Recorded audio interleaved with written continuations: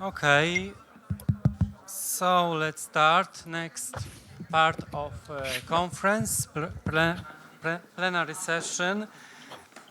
Plenary session titled Paths Towards a Just and Secure Energy Transition in Europe. We have 6 distinguished panelists. Professor Marzena Czarnecka from University of Economics in Katowice. Professor Robert Szuchy. Professor is present online. Professor from Karol Gaspar University from Hungary. Professor Katarzyna Gromek-Broc, University of Pavia. Professor Valeriia Lymar, Donetski National University, Ukraine. Professor Jurgita Malinauskaite, Brunel University, United Kingdom. And last but not least, Professor Saulė Milčiuvienė, Datus Magnus University, Lithuania.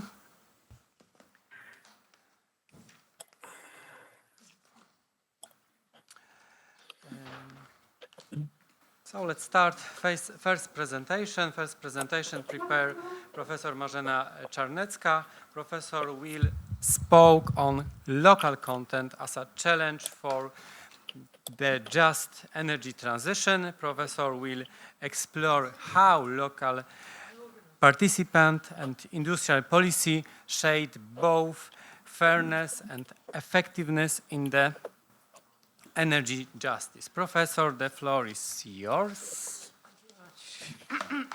Thank you very much. Again, me. It is not the last time, unfortunately, I think.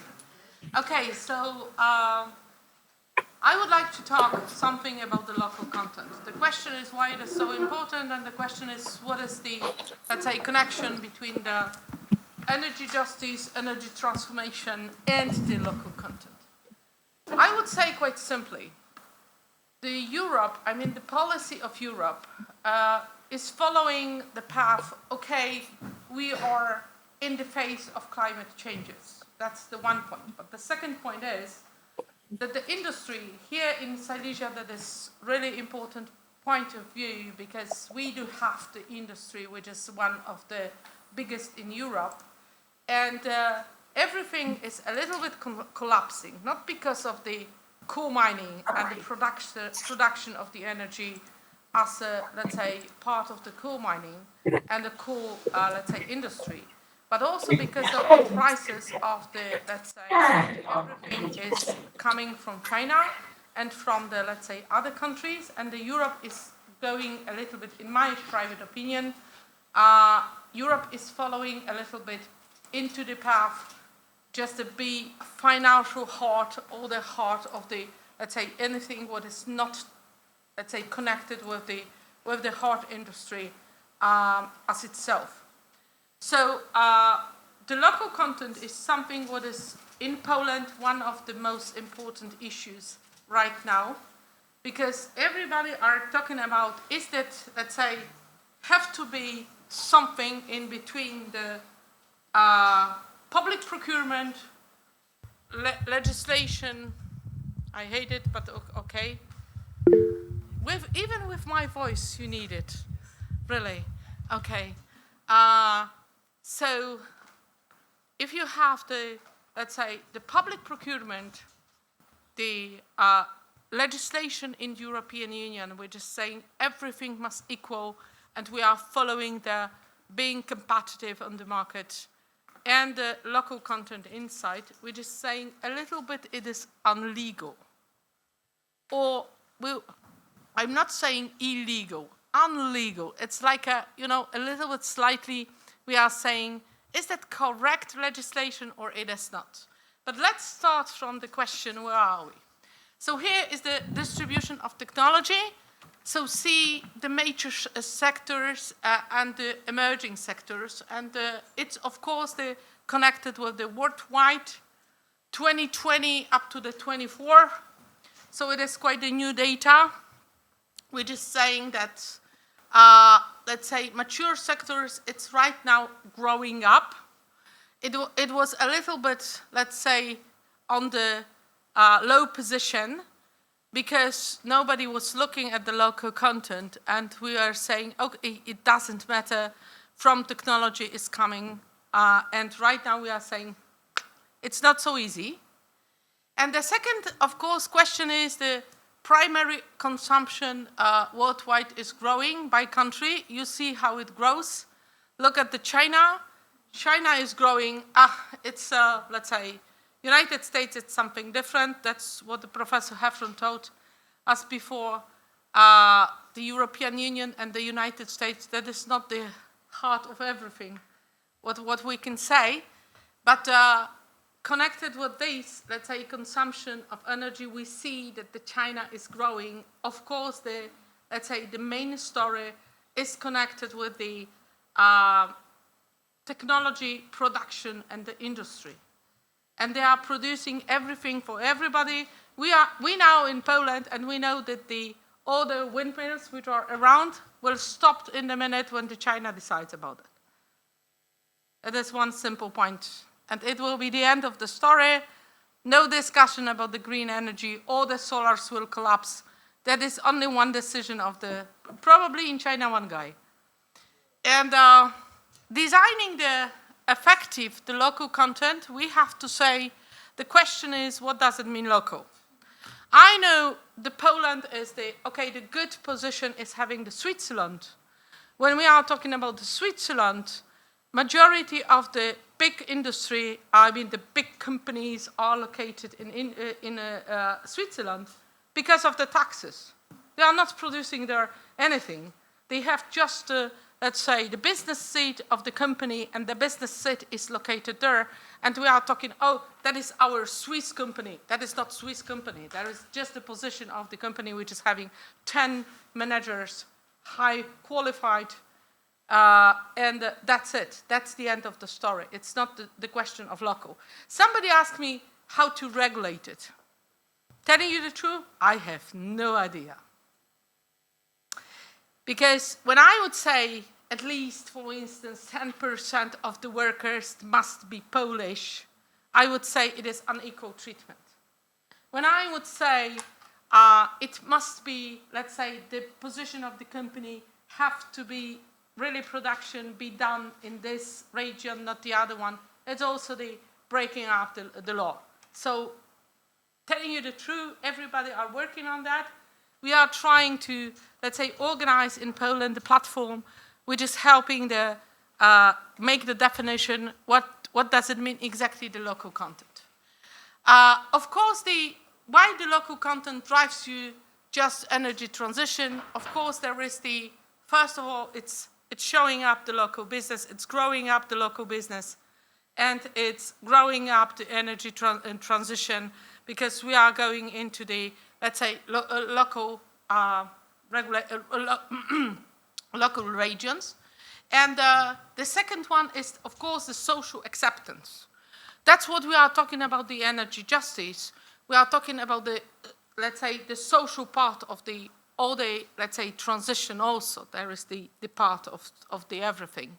So we can say quite simply that if we have the, let's say, social acceptance, the local content helps us because we do produce it in the neighborhood. If we do it in the neighborhood, it's let's say, it looks better. The third point is improves the local term sustainability. Of course it is, because it helps us to have an influence on what's going on the market, and requires policies and the partnership, and there is the question which we have to ask. So what we do have, it is the question about the regulation and how it works. There are some countries which do have some, let's say, regulations connected with the local content.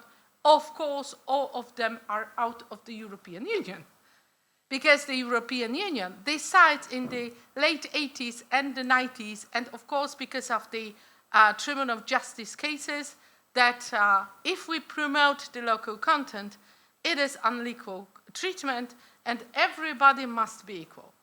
it is, right now, the European Union is saying, it was a great idea in those days, but right now, we're still thinking, is that okay? I will show you how it works. The second one is, of course, let's say, improving their skills. Here are the young people on in this class, so we know quite well that we have to find some, let's say, professions for them. So that's the simple answer. And environmental management concerns, so it is the balancing between the environmental practices remaining, of course, the challenges. And, of course, it is connected also with the equity, so we have to overcome some social and institutional barriers in that case. So, of course, it is also making let's say, some special investment and bridging investment gaps to empower local economies. And first of all, we have to make the local economic development. We have to, let's say, put some finances into the local business, and we have to, let's say, support everything what is done in the specific countries. I mean, we can look at the European Union, but the European Union is not really equal. All countries are not in the same position. We are as Poland, I'm talking about Poland for the moment, we are in a specific position because we have the really good neighborhood, which is not really, let's say, safe for us. In this local content, it helps us a little bit because the local content is saying we can use the local content legislation in the case of safety. So in this specific, let's say, 1% position, we are in a better position because we can show that the Russia, being the neighbor, our neighbor, not, let's say, helping us in the, let's say, being in the same level and the same position as the other European countries. So, of course, we have to navigate let's say, the local content regulations. And, of course, I would like to show you something. I would just follow on a little bit. Because there is let's say, the different forms of the legislation which is existing on the market. The one is, of course, the statutory legislation, and there is the Nigeria. That was the case for today, and also they do have probably the best legislation connected with the local content. Because they are saying quite simply, it must be local content, that's the end of the stop. The second one, of course, it is the, let's say, the sector-specific regulatory, which is saying, of course, in some specific sectors, we can just push everything into the local content. We do have in Europe one, it is Rex 2, which is saying that if we have the climate, let's say, draft and the climate legislation, it could be done in the using of the local content. Not the perfect one, but it is, let's say, the small peanut. The first one is the commercial obligations. Yes, it is, except the public procurement. So the public procurement in the European Union, there are two, let's say, cases connected with Denmark. One is the 89 and the second one is 94, which is saying quite simply, it is, if you put some additional requirements for the public procurement, it is breaking the public procurement law, and it is absolutely forbidden under European Union law. So if it is so, that was also, but that's what I told you, it was in the middle, in the end of 80s and 90s, in the beginning of 90s, so we can say quite simply, if something changes, yes it is. Last year, the European Union, the Court of Justice said quite simply, you can exclude from the public procurement third countries. Third countries means any country which is coming out of the European Union. There is one company, yes, it was somewhere, gas system. Oh, there is the company. Right, the gas system, they use it. And they said quite simply, we exclude all the companies which are coming out of the European Union. Of course, it was the big discussion. I was talking with the, with the European Union Commissioner, and he told me, you did it. And I said, yes, we did it, and we put it into the, public procurement regulation. And in public legislation, it is existing that it is possible to have the exclusion from the out of the. The third one, of course, when we do have the the commercial obligations, it is the case is Angola production sharing contracts we are saying about. The third one is the public procurement preferences in Europe forbidden, but of course we are following that the law is changing, always. So probably the law is following the economics, and we try to, organize the law in that way that it could be possible. And the last one, it is, I have to say you something about the American legislation. And the American legislation is saying that one is a quite old one, but absolutely fantastic. It is coming from the 1934, before the war. You know, if we have the students, then they know that it is, if something is regulated 90 years ago, it means it does not exist. Yes, it is. Of course, you remember me, but I'm the fan of the Polish legislation of the energy law. It was having 22 articles, before the war, and it was working. And the law was absolutely incredible because everything was regulated with concessions, all the obligations and the loss of the energy company was regulated in the concession, not in this specific legislation. But this one, if you would like to look at the local content legislation, the best in the world, go there. I took it once, being in my former position, and I tried to present this, but of course, except the European Union legislation, it would be something which can help us to organize it in that way. But the second one, Americans are, a little bit more, involved in the local content, and they did it in the Inflation Act 2022, which was saying quite simply, everything what you do, and if you take any money from the budget, must be local, must be American. If you are not American, you are not local. I'm always saying the same anecdote. When I was going to Switzerland, when you are going to Switzerland, you have to pay the tickets for the highways. This 1 year, it was 1 year ticket, and it is fast. We are in the former past years, and what that? And I said, come on, it is the New Year's Eve. I have to pay for 1 day, and I can find the second one for the next year.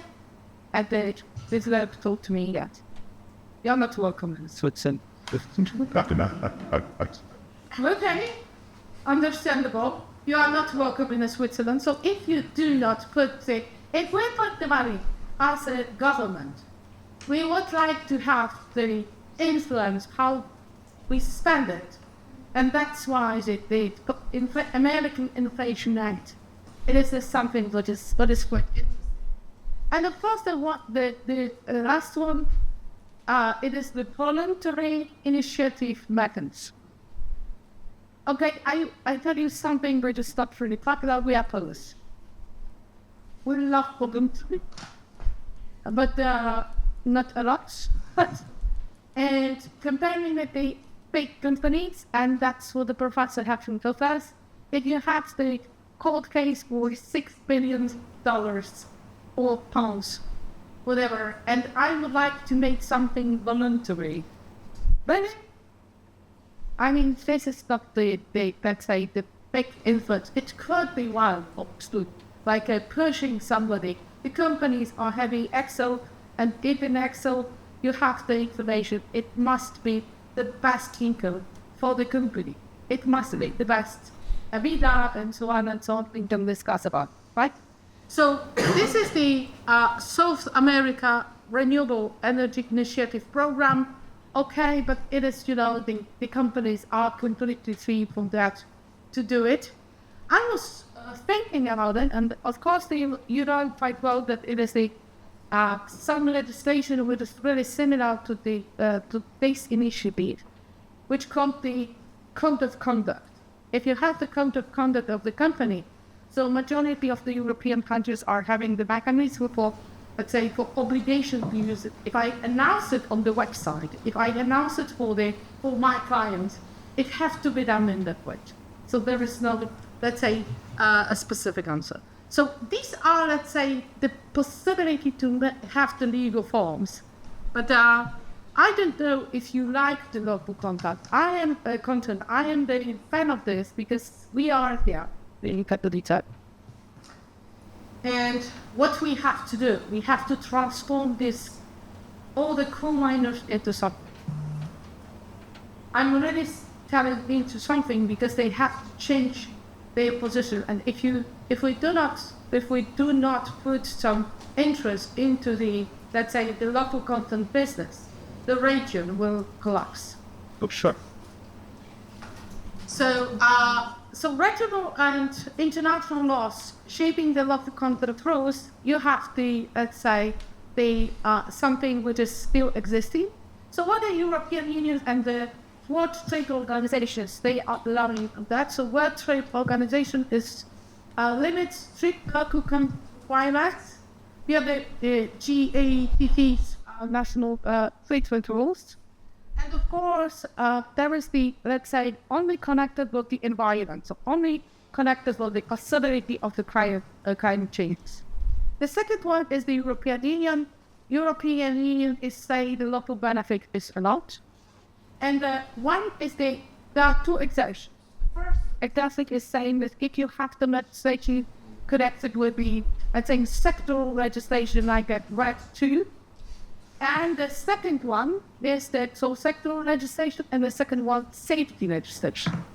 Right now, the European Union is saying that double use for safety and for something else is also possible to have it. That's United States, we already said, and of course the developing countries. In the developing countries, the situation is really similar. They have to touch the, let's say, the local context to make it the energy transformation much more softer than it was. So enforce explicit local content laws in the local participating percentage. The question is what kind of the percentage it should be, and the law is saying in those countries much more 10% at least. In the nuclear, there is the question, big question, the Poland. I will give you the Polish case, which is quite interesting. We spent 200 billion Polish zlotys, so it is around 50 billion euros for the nuclear power plant. And the question is, what's supposed to be value of the local content? My dream was, as an Nelson Mandela, 60%, but the friends of mine told me, be realistic a little bit more. So, but still, we have to discuss about what is the level of the local content and how it's supposed to work. So even though 20 billions of the 10% is 20 billions of the let's say of the Polish zlotys, it's quite good level, and the focus on the, let's say, specific industries to make this develop. And last but not least, the advantage and the challenges of this, let's say, legislation. Of course, the challenges is not always the people are thinking that they are the best. Right now, you are increasing your position, young people. I make some sociological research, and all the young people which are looking at the Instagram, they are the best. Yes. And there is also the way of thinking of the local industry. We are the best. We can do it. not always, and not for these prices. So it have to be, let's say, the realistic thinking about it. Increase the project cost. It could be the situation like that. And the risk of deterring foreign investment is really restricted. And need to balance short-term benefit with the long-term competitiveness. Of course, there is also advantages, and the advantage is the biggest for me is the encourage the technology transfer and reduce the import dependency. So designing those rules, that's what my, let's say, idea is, to make it more flexible, just to make the countries, just to help the countries to do it by themselves, to define the local clearly, implement capacity building programs, and avoid all the, let's say, restrictions. Because if we do make the law with the real big restrictions, it could not help. And transparent monitoring how it works. It is good idea also for associations which are trying to, let's say, to make the monitoring how it's supposed to work on, and focus on the partnership between the government, investors, and all the domestic industries for that ones. So thank you very much, and I hope it will try to. I try to show you that the local content, because everybody, I mean, I don't know it is only Polish, let's say, idea, but everybody all over the world, which they are speaking with me and talking about the, let's say, the big challenges, it's the local content, because everybody, exactly because of this, let's say, decision of the European Court of Justice, Tribunal of Justice, says quite simply, the local content is one of the most important things in our environment. So thank you very much.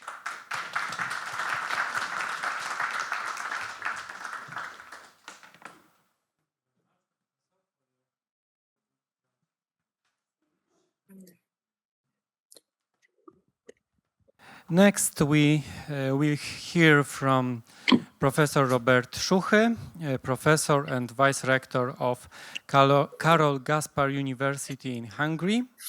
Professor will offer his perspective on balancing digital powers and social equality in Europe's energy transition. Professor, the screen is yours. First of all, can you hear me right now? Yes, perfect. Okay, so thank you very much for the great opportunity to be here today. Unfortunately, I was not able to visit you in person right now, even though I planned. However, I thank you very much for the opportunity for the organizers to participate in that way. I just would like to share my slides, if it's possible. Can you see me? Can you see my slides right now? No, not that one. Website only. Only you can see the website. Anyway.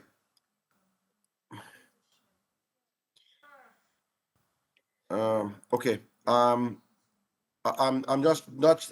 I'm not. Even though I prepared a very nice presentation, I just don't want to waste time for sharing my slides. Even though I sent my slides before. So what I would like to talk about, the AI right now. There's a huge demand for the AI can promise lots of social health benefits. You can use AI in several ways, in several fields. For example, the healthcare, education, even in energy efficiency. But there's a huge cost. There's a rising energy cost for that. AI systems requires massive amount of electricity. As we can see, globally, data centers already use 1.5% of the electricity use, and demand is expected to be more than double by 2030. So data centers consumes around 3% of the European Union's total electricity. And in certain countries, like in Ireland, we can see that over 20% of the national electricity use is used for AI centers and other data centers. So my topic and my research topic today is how AI data centers are expanding quickly and the electricity demand, and it brings lots of social concerns as well. So my key question and my key research question is AI making the society better, or is it just a very expensive way how we use electricity? And at the same time, what type of environmental impact we have right now? So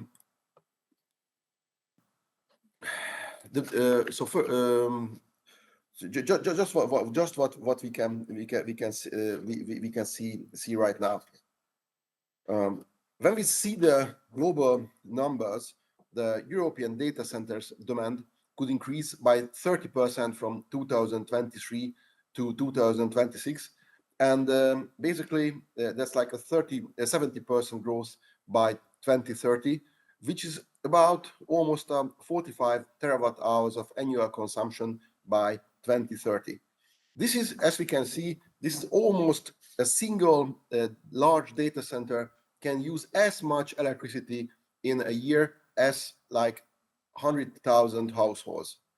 Why AI is so power hungry? This is my first question. If we have the previous models like the ChatGPT number 3, this language model was a bit less electricity consuming than the actual model what we can do, and we use very power consuming data processors, and also AI accelerating models has also a large electricity demand. Meanwhile, besides the large computing capacities, we not only need to power the computer chips, but we also have to think about cooling and also the additional services around the AI systems. The key question is, if where the electricity comes from, how we are powering the AI boom. Can it be done simply by clean energy, or what's happening right now? Right now, if we see the data centers, there is a nice trend that we would like to feed the data centers by renewable energies like solar or wind, but at the same time, still natural gas and other primary energy sources, even fossil fuels, are also needed. So, and there are ambitious technological companies who plan to run their facilities 100% from renewable energy sources, but most of the time it's just the business plan, and still they're running business data centers from fossil fuels. If you see, for example, the American model in US, most of the time they deploying fossil power plants like gas power plants and gas turbines next to data centers, and there's tendency, there's been some trends, and there's the data centers, large data centers, examining the possibilities also to renew even closed nuclear power plants to serve their electricity need. But what we can see right now, not all AI servers and not all AI servers are fed by green electricity, because a certain time of day, green energy and green electricity just simply not available. So therefore, the natural gas, it's still important in this regard. If you see the impact for data centers, what we can see, what type of other problems we may face. But beyond the climate concerns, the AI servers using a very high, very powerful infrastructure as well. And electricity, which is not limited, we also need, the electricity is not limited, but we have to also think about the grid concerns as well. For example, the certain period of time of the year, there are like huge spikes when we're using electricity, and in some regions, We have some very nice research from the United States that in Connecticut, there's been nearly a 20% jump of use of electricity by servers. And sometimes there are like very strong, let's say, spikes.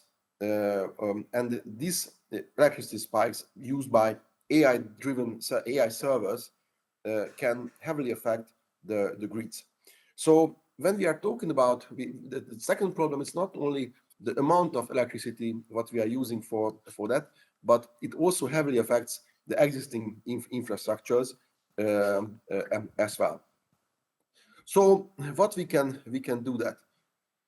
There are some, we can do several things. Of course, we can ban data centers, or we can tax data centers. And in certain countries, like the Dutch government made a temporary ban on new hyperscale data centers in 2022. And there has been several local regulations locally, for example, in Belgium, where the huge spikes of electricity usage of data centers could affect households as well. So what is the crucial social question right now? Who bears the cost of the necessary grid updates and the higher operation costs? If in the end of the day, rural towns or local municipalities should pay the bill at the same time, it means that even the poorer part of the society should pay the cost of the infrastructure developing.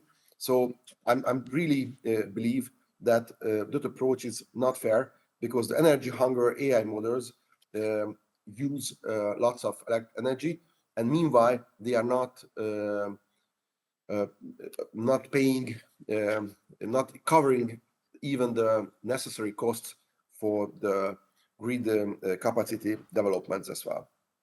My theory here, which I would like to talk about, this is the energy poverty, and what I call, it's called double inequality.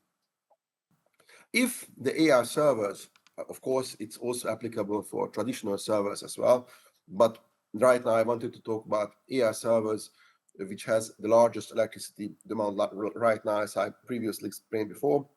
So if the electricity prices are increasing, and if the electricity prices in the field of green energy is increasing, it hits the low-income households the hardest. So we can also talk about the theory of energy poverty, which means that energy poverty means that those households who can't afford basic energy services like heating in an adequate way in their home. According to recent European Union's survey, unfortunately, a bit more than 10% of the EU citizens are affected by energy poverty. This is an enormous amount of people. It's about nearly 50 million people in the European Union, which means that these people are not able to keep their homes warm in wintertime, and nearly 6% of the European population are heavily affected by necessary, they don't have access for heating, or at least not in the right way. So if we deploy more AI servers, it's necessary increase the electricity prices and energy prices as well. So even though that the growth of the AI data centers contributes for the global economy, but it's quite sure that due to the high demand of electricity, they push the electricity costs up, and also it can also increase the inequality in the field of energy, because the electricity and the cheaper electricity shall not be accessible for the large part of the society. And we can also see, and this is what I call double inequality, that even though that the AI models like ChatGPT and Gemini and other services, in the beginning they started as a free services, but now we can see that you have to pay first 20 euros, then 200 euros, and maybe 2,000 euros later on. So those companies, even though large companies, shall be able to pay that price, but individuals or even small and medium enterprises shall not be able to pay that monthly fee for the AI services, because maybe sooner or later we have a 10,000 euros monthly subscription fee model, we will have a 50,000 per month subscription model. These models shall be very effective and shall help a lot and shall brings lots of effectiveness to a corporation itself. But small and medium enterprises locally and individuals, private individuals, will not be able to afford to buy that. And so if you are not able to subscribe for certain AI services, and at the same time you will not be able to pay your electricity bills, or you have to pay more for electricity, because that electricity which is available in the market shall be consumed by heavily consuming AI server farms, then you are affected two times in a negative way. Once you are just simply not available to access for those services, and the other hand, you have to pay much more fee for electricity. So what is my suggestions, and what and just one more aspect of the AI servers, we have also an environmental cost, because AI servers, they are not just about electricity and energy use. These servers are continuously updated. They have newer and newer versions, better and better hardwares. Even though that classic server farms has been used for many years, AI servers heavily updated. So you have to change, you have to update the infrastructure quite often, even every year, even every second year. So meanwhile, if you see the data centers, we realize that there's a huge carbon footprint right now. But to manufacture these devices and these equipments, they are also very energy consuming. This is a very high. There's a high risk that this is a very energy consuming field where you have to produce server farms. And not only the production itself can be very harmful for the environment and for the whole society, but what shall we do with the waste? AI hardware's life cycle is quite short. As it can be as short as 2 years, 3 years. So that's why in the very short future, by the end of 2030, there could be, based on the worst estimation, 5 million metric tons, this is large amounts, 5 million metric tons of electricity waste, which means it means that 60% increase of the total waste generation, computer waste generation than before. So if we calculate the carbon footprint for the manufacturing, and if we also calculate the waste what we can create with AI servers, and we're not even talking about the raw materials, where we can find the raw materials, where we can mine the raw materials, what is the social cost of raw materials mining in certain countries, that's also a huge question. Even though that the Circular Economy Act and the EU legislation have strict rules for e-waste, but still the European Union has to treat very carefully these electricity waste in the soon future. So what is my proposal? I really would like to respect the time, because as I've seen, I only have 15 minutes for talk, and I don't want to waste your time. And I also have a written form, and I hope you will receive my PowerPoint presentation as well, because I just summarized my main points with the correct references in that. So what is the responsible way, and what we can do, how we can react to that trends, because this mega trend, setting up and deploying more and more AI servers, it's a trend, and the European Union simply cannot stop it. So I have like 5 remarks or recommendations. First of all, I suggest to scale up the AI infrastructure very carefully. The EU has very clear ambition for the digital infrastructures. There is a Cloud and AI Development Act, which may come expected in the late 2025. And that's why the European Union has a plan to triple the EU data centers capacity within 5-7 years. So that's why when we plan AI servers, we have to find the most efficient way, and we have to focus on using clean energy as much as possible. The data centers in the EU digital strategy, the data centers must be green and must be energy efficient. So therefore, it's very important. It's very important to integrate the AI boom in the EU decarbonization plan, meaning that the digital sector should share equal responsibility in the climate against fight of climate change, and that's why they should be part of the process as well. I believe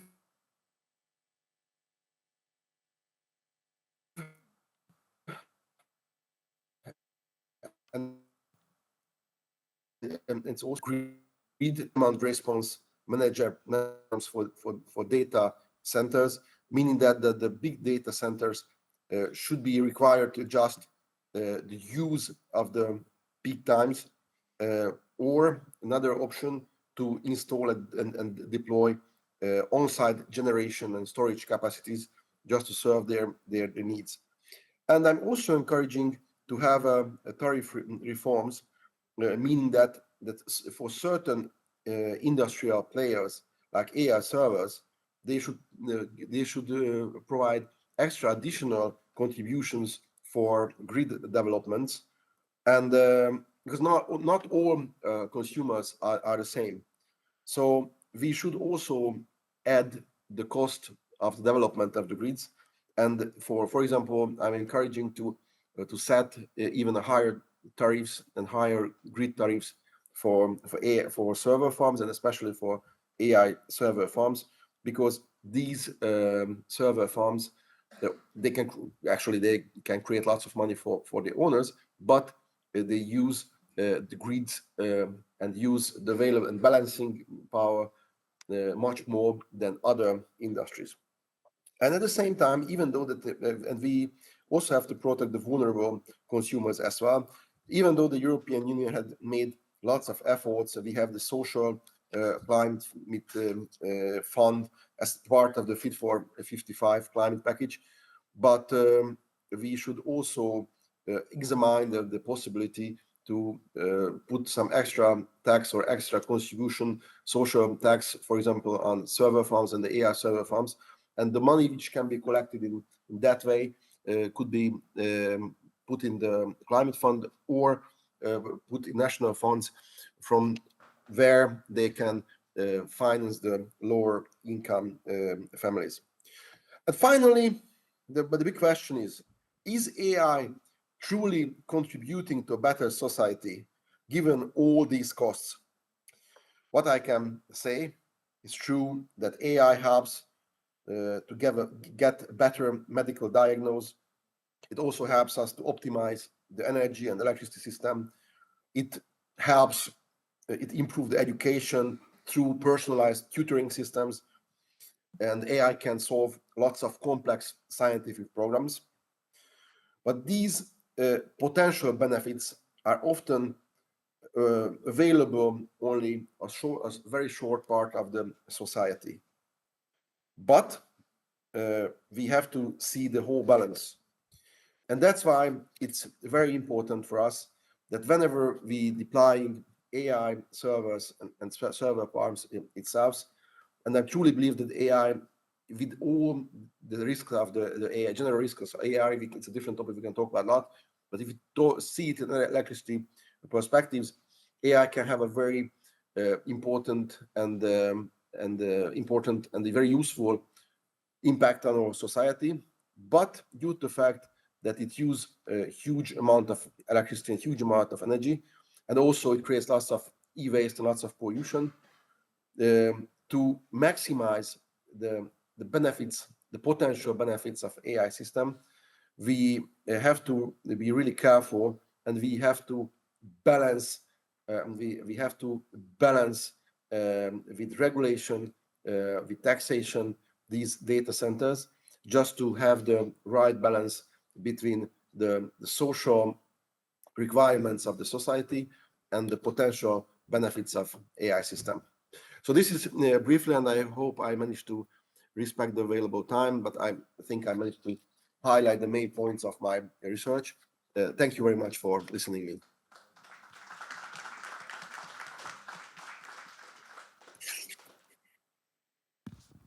Thank you very much, Professor. Thank you for online connection from Budapest.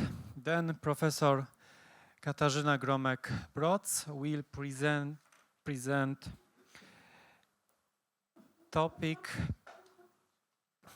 topic Just Transition, New Avenues and its Consequences on Employment.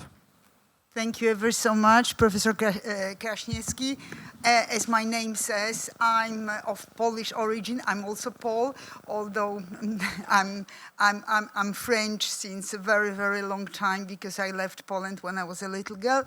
But today I would be a Pole if you let me. Then ask me where Pavia is. So some professors here, they know Pavia. Even Professor Kraśniewski has been a visiting scholar since September, although he doesn't know Pavia either, but he has been a visiting scholar. Professor Hevron knows Pavia. It's a very medieval city, very beautiful city, although I don't have a preference for medieval architecture, no windows, as you know, but it's a very well-preserved city on the south of Milan in Italy. The second issue is about that for Christians, you have bones of San Agostino in Pavia, almost in my courtyard. So this is another important detail. So it's not, I think that Marcin, would you be able to? No, I haven't started, but I know that I have 15 minutes, so I will try to do. Another very important detail is it's a very, very old university. Apparently the oldest law school in the world, so set up in 749. But at that time, it was not called university yet because the university needed to have many faculties. So law school was not a university. And then the date of establishment is disputed, and Pavia is fighting for the first place with Sorbona as to the date, not about importance of the university. So I have seen on the program that it was just transition. I just don't know if it's not my mistake somehow, because I sent few titles to Professor Kraśniewski, which is a nightmare for the organizer. You know this very well, that never do this because, you know, say, oh no, I have to correct this. But this was my idea about writing about e-jobs and to what extent they could be equivalent, or at least equivalent to those minor workers are losing. And in this perspective, yes, I'm Paul here, because as a little girl, I just remember how important it was, this festivity of miners in Poland, which is always 4th of December. And I remember, and you should organize the conference on the 4th of December, and I had this huge heart as a miner worker. So it was extremely, the miner work as well. We know that coal was our pride, our dignity, the pillar of Polish economy, and they were very appreciated, those workers. So change this work into reusage or reusable something. It's just really diminishing. So this is for my four pillar the four dimension that I'm going to talk. So the jobs are not cooked yet, but it was maybe, this was my idea to write about this, to what extent those jobs could be the new jobs that could be maybe more appreciated than what is done. So in English university, we always start with research question. My research question is extremely simple and it's just a repetition, but it's as simple as a question, but still we don't know how to do it. So how to accelerate transition, how to overcome challenges and make it really fair and just. Again, I refer to Professor Heffron. He said that the scholarship today is not done by lawyers. Justice doesn't appear. Have you counted just? The word just. How many times just? Because, you know, here I won't be talking really about justice, but what is just and what is fair. So then just transition. So just remember that just transition, everybody says in the scholarship, it often appears, I shouldn't move. So it's not, so what shall I do? So when I'm moving, I should take this with me. Right. So, okay, I will take home. Right. So first of all, just transition doesn't come from Green Deal like many authors they talk about. It's just a term that evolved in 1960s in the US during the reconstruction of mines and the problem of losing jobs of miners, workers. So just transition. Gigi, can you move the slide? So just transition has these four dimensions, and this is a very scholarly type of lecture when we talk about reskilling, retraining, creation of new jobs. And here the question is, what jobs? How to make them equivalent, because we do create jobs, but so far we have many temporary jobs which we cannot guarantee that they would last. And finally, are they decent for people? And here I refer to these coal miners in my childhood and this heart that I had and this pride that the Polish people believed that to be a miner worker, it was really a privilege. Right, so we have this four dimension, reskilling, retraining, creating of new jobs, regional diversification, so what is needed, and social protection of workers. Social protection of workers, here we can refer to these decent jobs. Okay, we will replace them, but how? And we know that coming to the words fair and just, progress is uneven. So what do we need? Funding. We know that we need funding. We have funding. We have funds. I will be talking tomorrow in different class on this. But not only. We need governance. We need social dialogue. We need regional networks and synergies. So all this is needed. So challenges of transition in employment. And what they are, like mismatch of skills and timing. So here, this is a very, next. So this is a very, very big problem, mismatch of skills and timing. This regional diversification, what it means. So here we can, and here maybe we can refer to the region that the conference is now, because sometimes it might be difficult to change this option in the region where it was, the coal was a predominant job givers and so on. So if not managed properly, the transition might produce the job loss and no replacement. So management is important. Decent work. What's the decent work? So decent work here, why we talk about dialogue, what we need. We want those workers to make active actors of the transition. What it means active. So they should be involved in all sorts of restructuring and new jobs. I thought it was for me. So sorry. Because usually it's just that you have 5 minutes, but I'm just like, right. And here I would say that taking this 4-dimension, holistic approach is needed. So we need financing, we need good management, we need to look at this regional diversification, and next.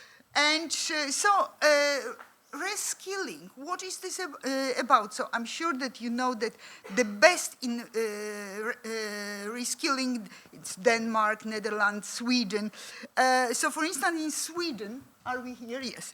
In Sweden, we have 66.5% of adult population engaged in learning. So this is also very important. And here what I can say, for instance, Italy is extremely bad. It's in the bottom line in adult reskilling. So this is important. So we need to. So here you have. Can we next?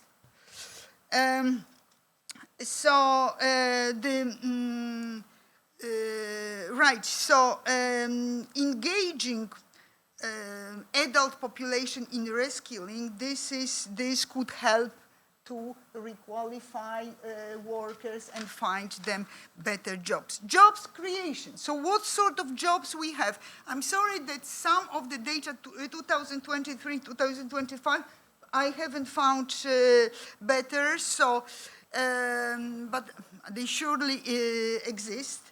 So for instance, new jobs and new categories. So renewable energy sector jobs is estimated to 1.69 million full-time and rising by 15%. Heat pumps, here you have data, biofuels, and wind power. So job creation, again, can we? What do we have? So green and circular economy jobs. And here we have this X. So you know what X are environmental goods and service sector. So those are jobs in X. So here again we can talk about this. So I just really appreciated this talk about that. We need to talk about the regional because we have regional problems. So this is very important. So just give to this Polish miner, such a distinguished person, this job in repair, reuse, recycling, and so on. So what are X? Environmental goods and service sectors. So those are the jobs. The job creation, yes, thank you. So here we have some countries, at one point Portugal was really at the top in jobs in renewables. Then Germany managed, well, Germany is a mixed example of just transition, but here the jobs were produced. Spain's also has quite good results. Romania, Bulgaria. I'm sorry to say Hungary. That I hope that I don't offend the professor who was just previously. they don't do so well. Why they don't do so well here? I underline that they have extremely low percentage of reskilling. So I underlined that we need a holistic approach. Then let's come to regional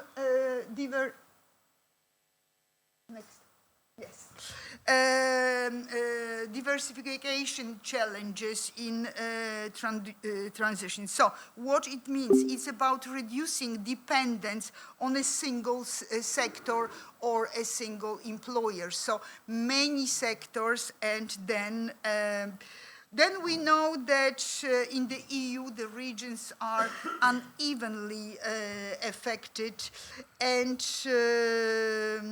yes, and we need to improve what we call fair and just. Poland, I just don't want to talk about Poland because we are here, and I already heard yesterday many of excellent speeches about Poland.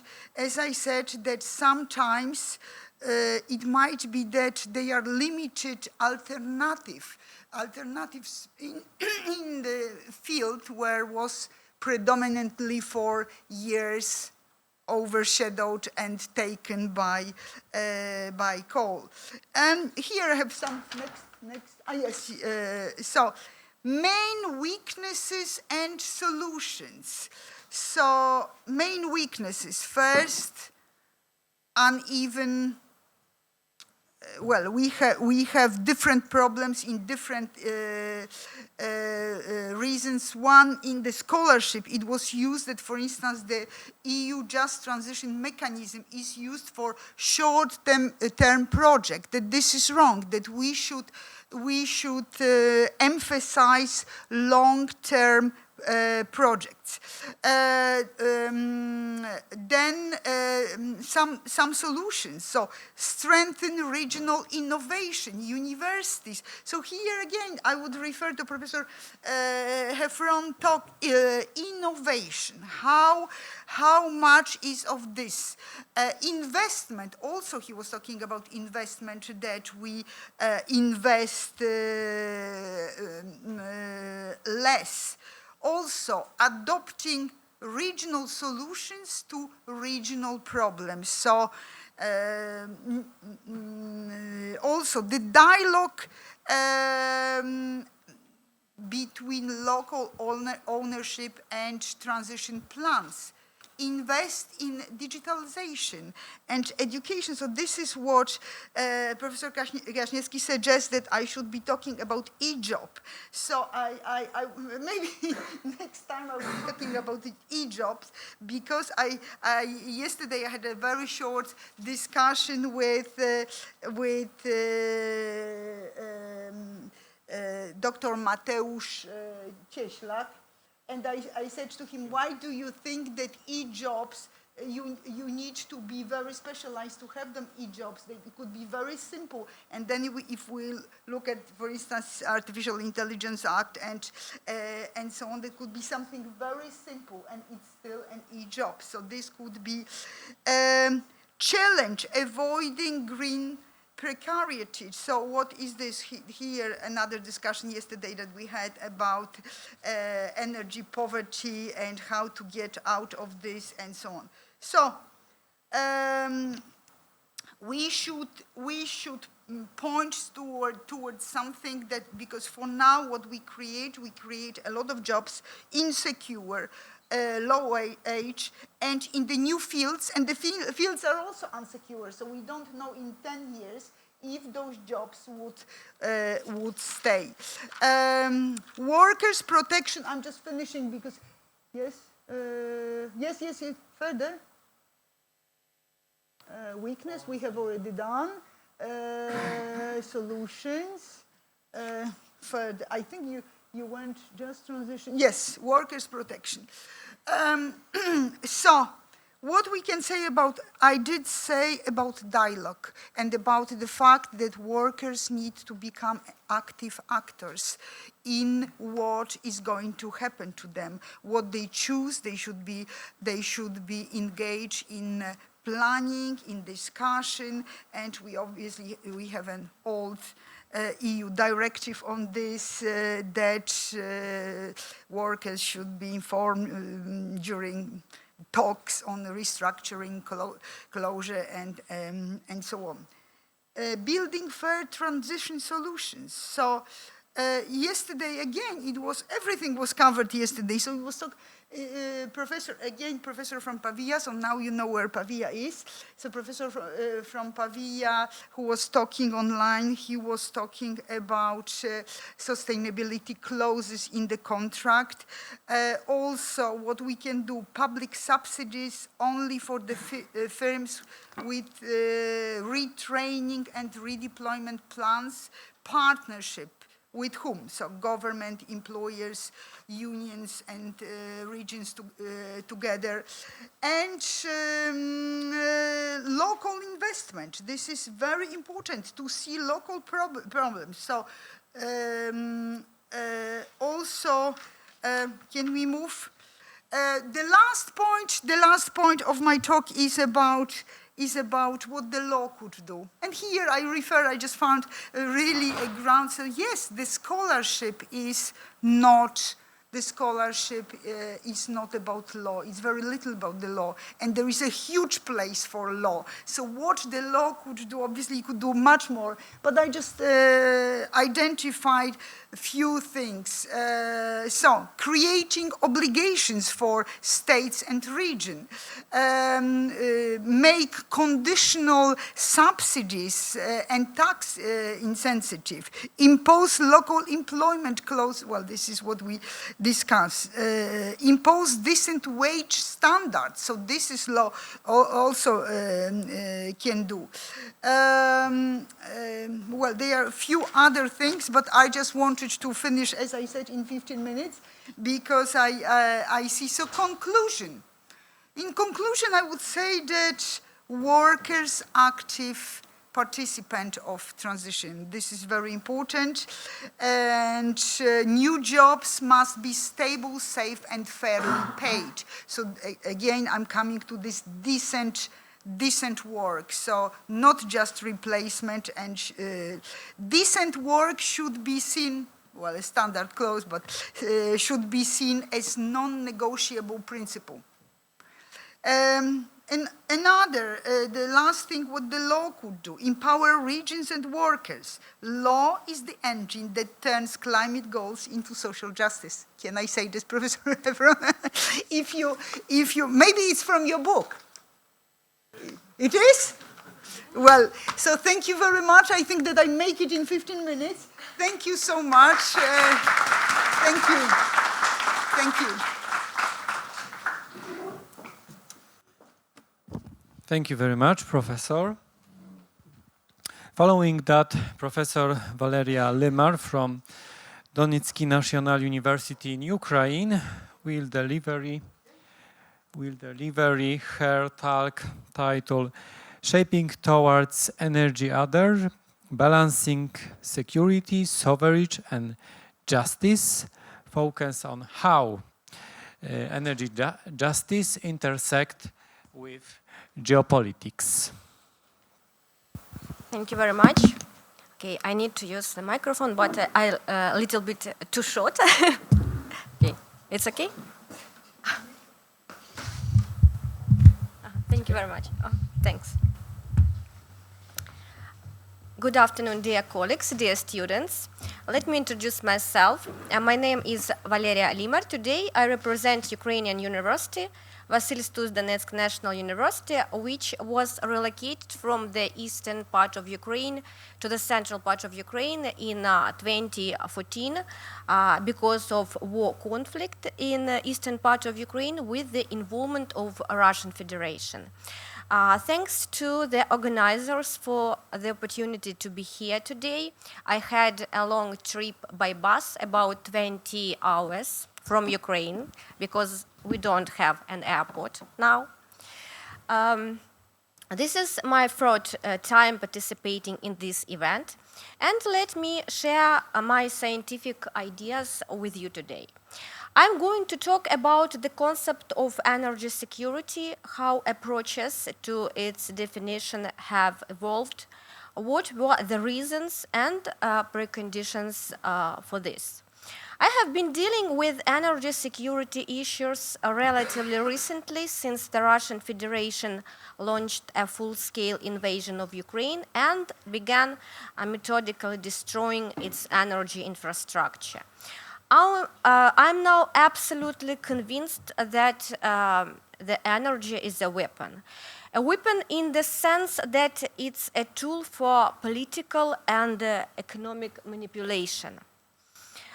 So I delved into studying the evolution of international relations between Western European countries and the USSR, and later the Russian Federation, in the context of energy interdependence.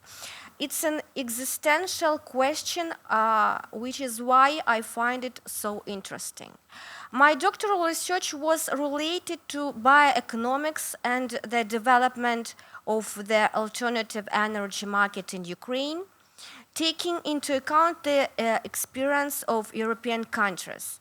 I have many publications on this topic. However, 2022 has changed the vector of my scientific interests, and I'm currently studying energy security issues. In the 21st century, the world is undergoing fundamental transformations that determine not only the nature of international relations, but also the very logic of global coexistence. The concept of a new world architecture is increasingly appearing in discussions among political analysts, scholars, as global processes require a review of established models of security, economics, and diplomacy. The geopolitical challenges that have intensified in recent years have become a catalyst for the formation of multipolarity, changes in the role of states and international organizations, and the search for a balance between global competition and the need for cooperation. One of the key factors is the transformation of the international security system. The traditional model based on post-war institutions and the balance of power is gradually losing its effectiveness. Hybrid wars, terrorism, cyber attacks, and the use of energy as a tool of pressure create new threats that classic response mechanisms are not always ready for. In this context, the need to update global rules become obvious, as no country is capable of overcoming challenges of this magnitude on its own. The current geopolitical reality indicates the formation of a new world architecture based on the struggle for access to energy resources, technological leadership, and the ability to ensure resilience in the face of new type of threats. At the same time, the paradigm of energy security is changing, moving away from the concept of hydrocarbon supplier dominance toward a model of diversification, decarbonization, and sustainable development. Since the 1970s, energy security has been based on the concept of 3 or 4A. Availability, accessibility, affordability, and acceptability. This approach to interpreting energy security emerged because the world was unable to predict the oil crisis of the 1970s and the violation of the energy sovereignty of Western countries by some OPEC members countries representing the Arab world. This situation forced the Western world to seek opportunities to weaken the power of the oil cartel, As a result, the global interdependence of regional oil markets increased. After the end of the Cold War, the world attempted to establish a unipolar model dominated by the West, but by the beginning of the 21st century, there had been a return to multipolarity. China, India, Turkey, Iran, Saudi Arabia, and other regional leaders are increasingly actively forming their own centers of influence, leading to the decentralization of the world order. At the same time, military conflicts, hybrid wars, sanctions policies, and competition for technology and resource markets show that the new world architecture is being shaped not so much by principles of cooperation as by rivalry and the pursuit of strategic autonomy. A key dimension of this struggle is the energy factor, which has traditionally been an indicator of a state's power. Energy is a multidimensional resource that reflects broader connections in the political and economic system of international relations. After the annexion of Crimea in 2014 and Russia's full-scale invasion of Ukraine in 2022, the issue of energy security became not only economic, but also existential. The European Union, which had been dependent on Russian energy resources for decades, was forced to radically revise its energy policy. This meant a broken paradigm in which cheap fossil fuels no longer guaranteed stability, and energy security began to be determined by the political reliability of partners and environmental sustainability. In 2021, Russia reduced gas supplies to the EU. For Russia, this became a manipulative tool to influence EU countries.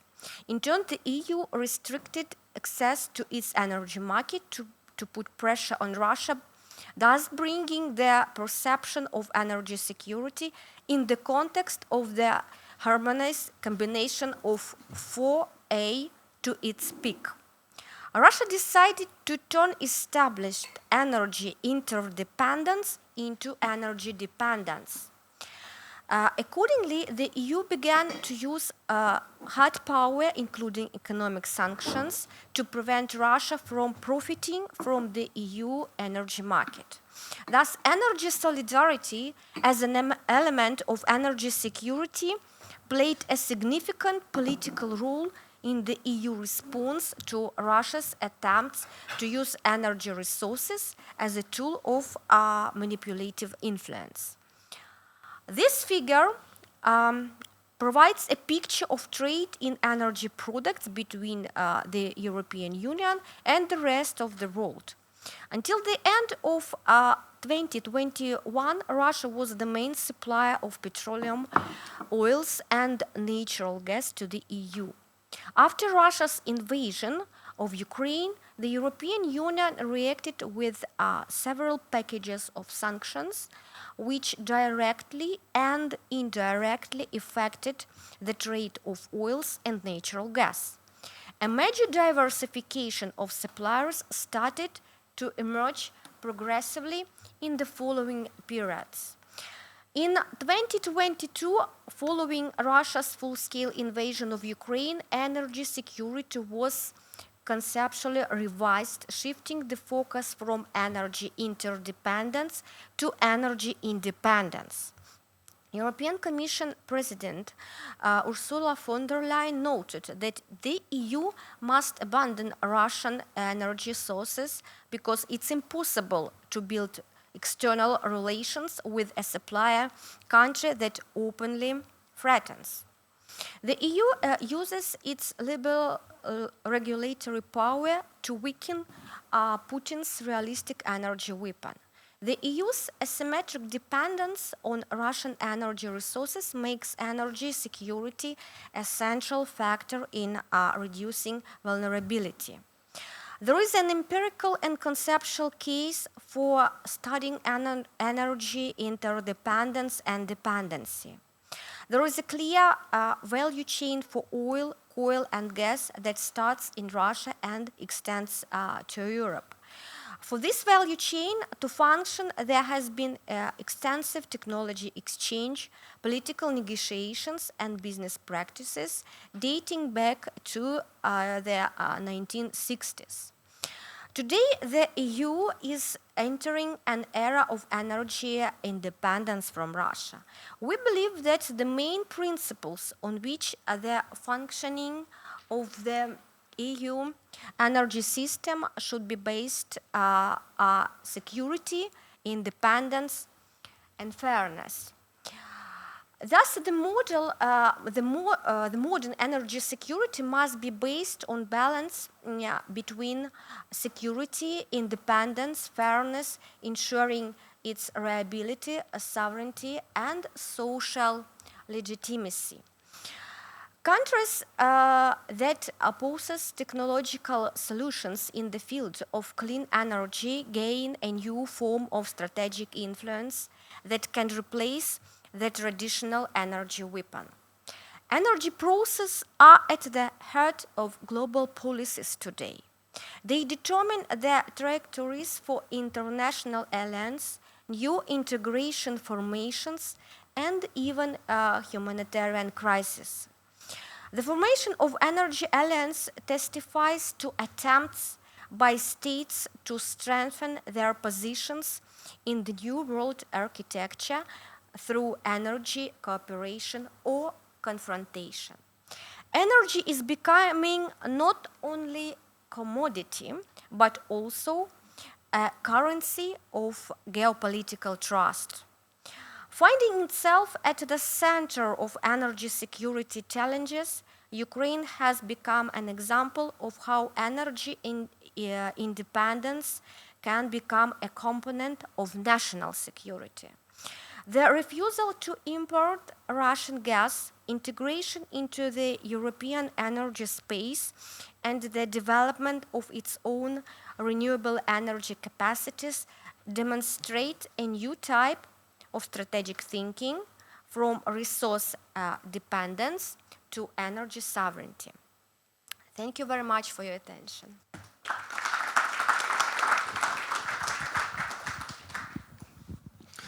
Thank you very much, Professor.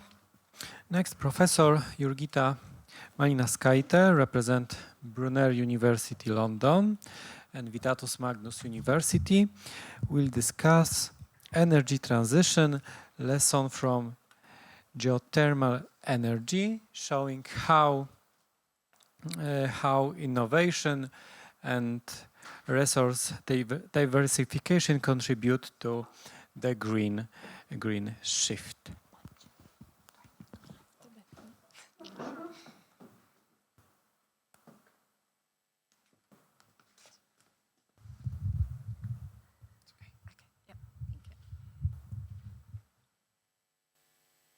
Dziękuję. Dobry dzień. Good afternoon. It is a pleasure to be here. This is my third time presenting at this conference. I thought I did something right. They keep on inviting me. Thank you to the organizing. It's always fantastic to see so many familiar faces and also new faces, and to have that new generation that interested in such an important topic.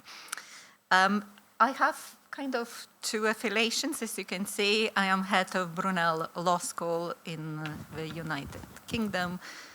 I am also a visiting professor and senior researcher at Vytautas Magnus University in Lithuania. As you can tell from my accent, I am Lithuanian, and I am alumni of Vytautas Magnus University. So you have to contribute something back to your institution. So now I'm looking at all these new faces, new generation.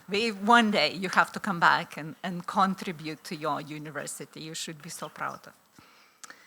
Okay, so today my topic is on energy transition, lessons from geothermal energy. And we heard from Professor Raphael Hevron before that EU talk so much about justice. It's so visible that, as you can see from the title, I actually skipped in the title. Though I will mention a little bit on about justice in the context of social acceptance.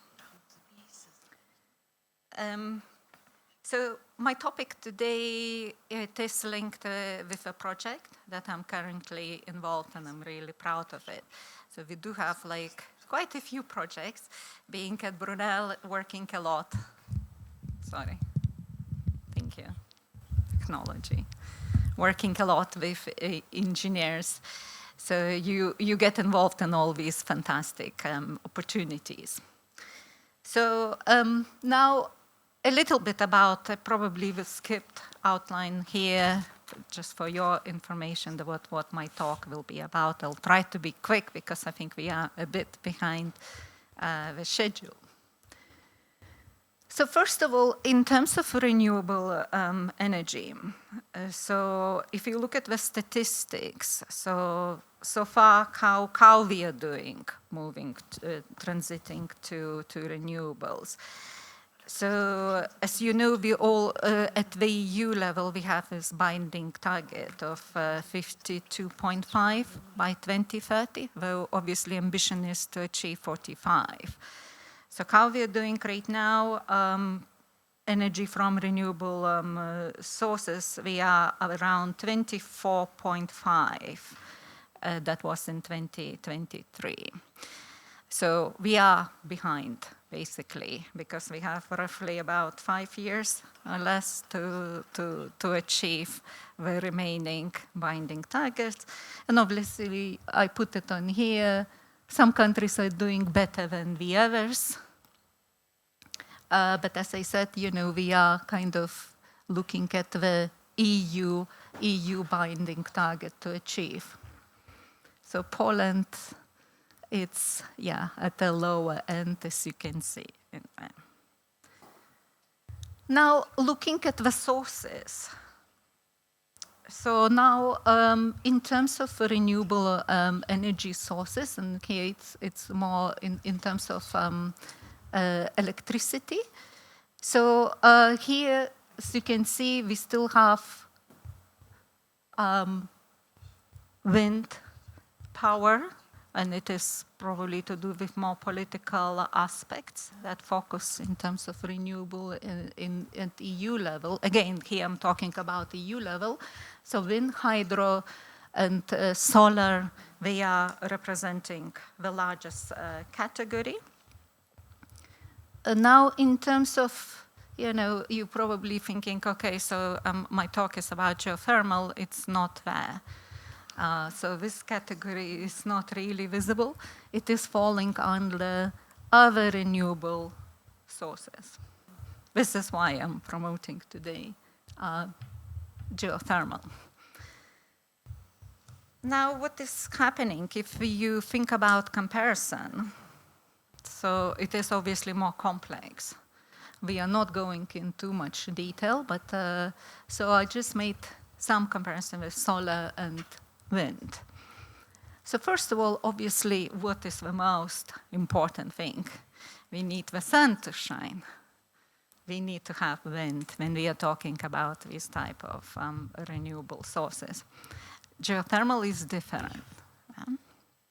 I do have a concept on how we defined it. When you might think about also capacity factor, here I ask our engineers to give me some figures. So for solar, it's about 20%, wind 25%, and if you look at the geothermal energy, it is 90%. And obviously, as I said, I'm a bit biased here. I'm presenting geothermal in this context. What it is also very important, because we sometimes forget about this factor, so that is land and footprint.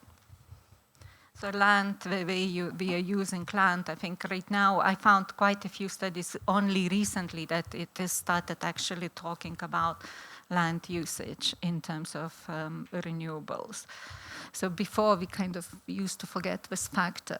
And when we talk about solar farms, yeah, we are using lots of land as well, you know, in terms of wind footprint, it's quite high. I'm talking about onshore, not offshore, obviously here. But even the sea, it's also taking lots of space. It is different for geothermal. Obviously, we do need to use land, especially when we have power stations, so for drilling. But it is also saying that we, you know, for example, like in Poland, obviously coal mining, it is quite, we think, it uses less land for geothermal than in comparison for, let's say, coal mining. The other thing that I am also currently working on another project on waste management in the circular economy. So one thing we will be writing a chapter on, which we are not talking much right now, but I think we should consider.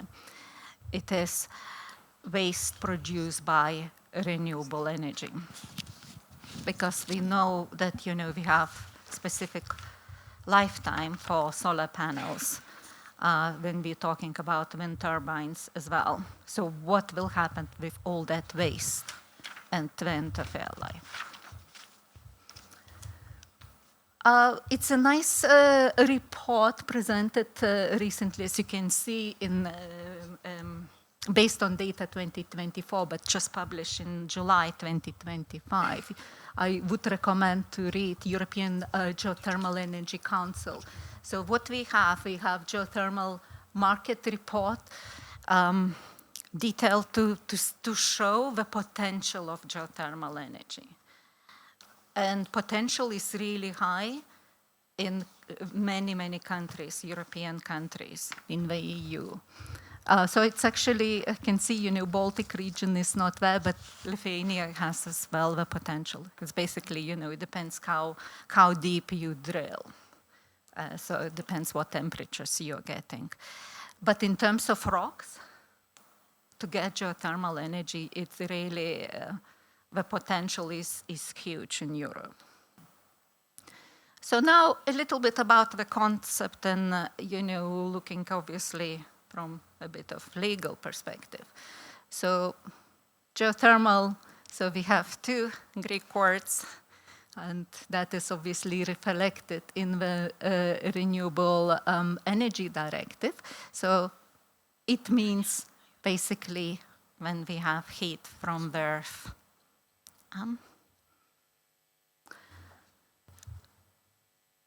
If you look at the directive, it's barely anything about geothermal. Okay, it is mentioned, we have this definition, but then that's where it stops. Not so much visibility. Also, when we talk about geothermal energy, it is really depends, obviously, it's that national aspect needs, it's important, or regional even aspect is important. So we need to look either maybe to explore shallow or deep. And in literature, shallow is up to 500 meters. And I think kind of below 500 meters, some countries you can go as deep as 4 kilometers or something like that to get to geothermal. And there are different exploitation using direct or indirect. As, for example, the most common and sort of potential is obviously for heating. I put maybe, do I have Sweden? No, Sweden is not on the slide. So for example, Sweden, 1/5 of houses are heated by geothermal. We are using mainly shallow, using heat pumps. I put some examples what is happening, because as I said at the EU level, what it is at the EU level, we have European Parliament actually pushed the Commission to produce strategy for geothermal energy. There are some delays, but the Commission is promising. So we are really, fingers crossed, we will have in 2026 a specific strategy for geothermal. So far, we do have at the moment an active working group. So in this one project, Geoflex Heat, I'm working with COSVIC in Italy. So we are involved in this working group.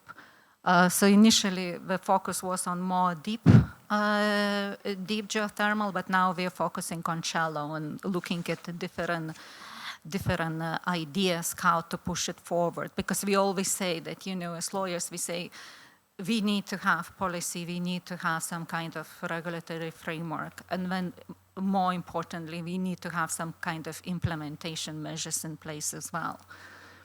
So a few examples here. One thing that, for example, I want to show the Netherlands, because the Netherlands, as you can see, introduce a specific target for geothermal. And I think that is a good way to go forward, because it is really, it is some sort of described goal that you aim to achieve. Lots of things related also to funding. Obviously, upfront funding, it is quite important. So one thing, it is an investment, long-term investment. So you need to have money to start the project. However, in terms of operational side, it is really cost effective. So thinking long-term, it is the way to go. And because in the project I am involved working with Iceland and Italy, so I just gave a little bit example on Iceland. I had some interviews. I interviewed officials from the ministry and for agency responsible for energy. So there are lots of things for them, even though it's all geothermal. In Iceland, it's really remarkable to see how we utilize even things like having pipes under roads, so it melts snow and all these kind of things. So they are still thinking that actually we're not doing much. We need to have more. So yeah, and I said to them, you need to be an example for other countries, for other European countries. What is also important for me was, because I will be working on social acceptance, I'll have to produce a guide as part of this project. For them, social acceptance is remarkable. It's probably in contrast to Italy, where they're working as well. Italy, it's mainly geothermal, is in Tuscany region. So there it is more, yeah. Italians might think, and obviously we have some Italians here, saying, oh, but will it have impact on tourism? In Iceland, it is not like that. So I asked them if they ever had any complaints, and they said, no, we don't understand what I meant by that question. So very quickly, it is my last thing to conclude. So a very exciting project. We started last October. So 2 demo sites, one in Italy, baseload PowerPoint factory, and then in Italy. So it is a 3-year project. So what we are looking also, I am also involved in designing a business model, how to utilize geothermal energy, not only for very common things like heating, electricity, but going beyond.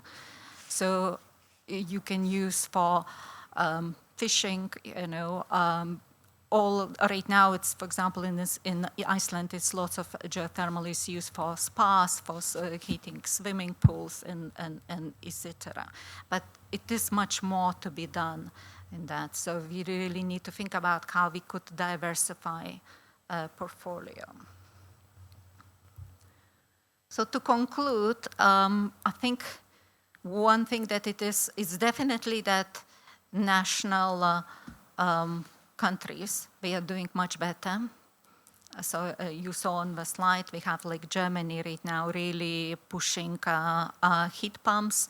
And already we had Professor Katarzyna Gromek-Broc mentioning about heat pumps that create so many jobs.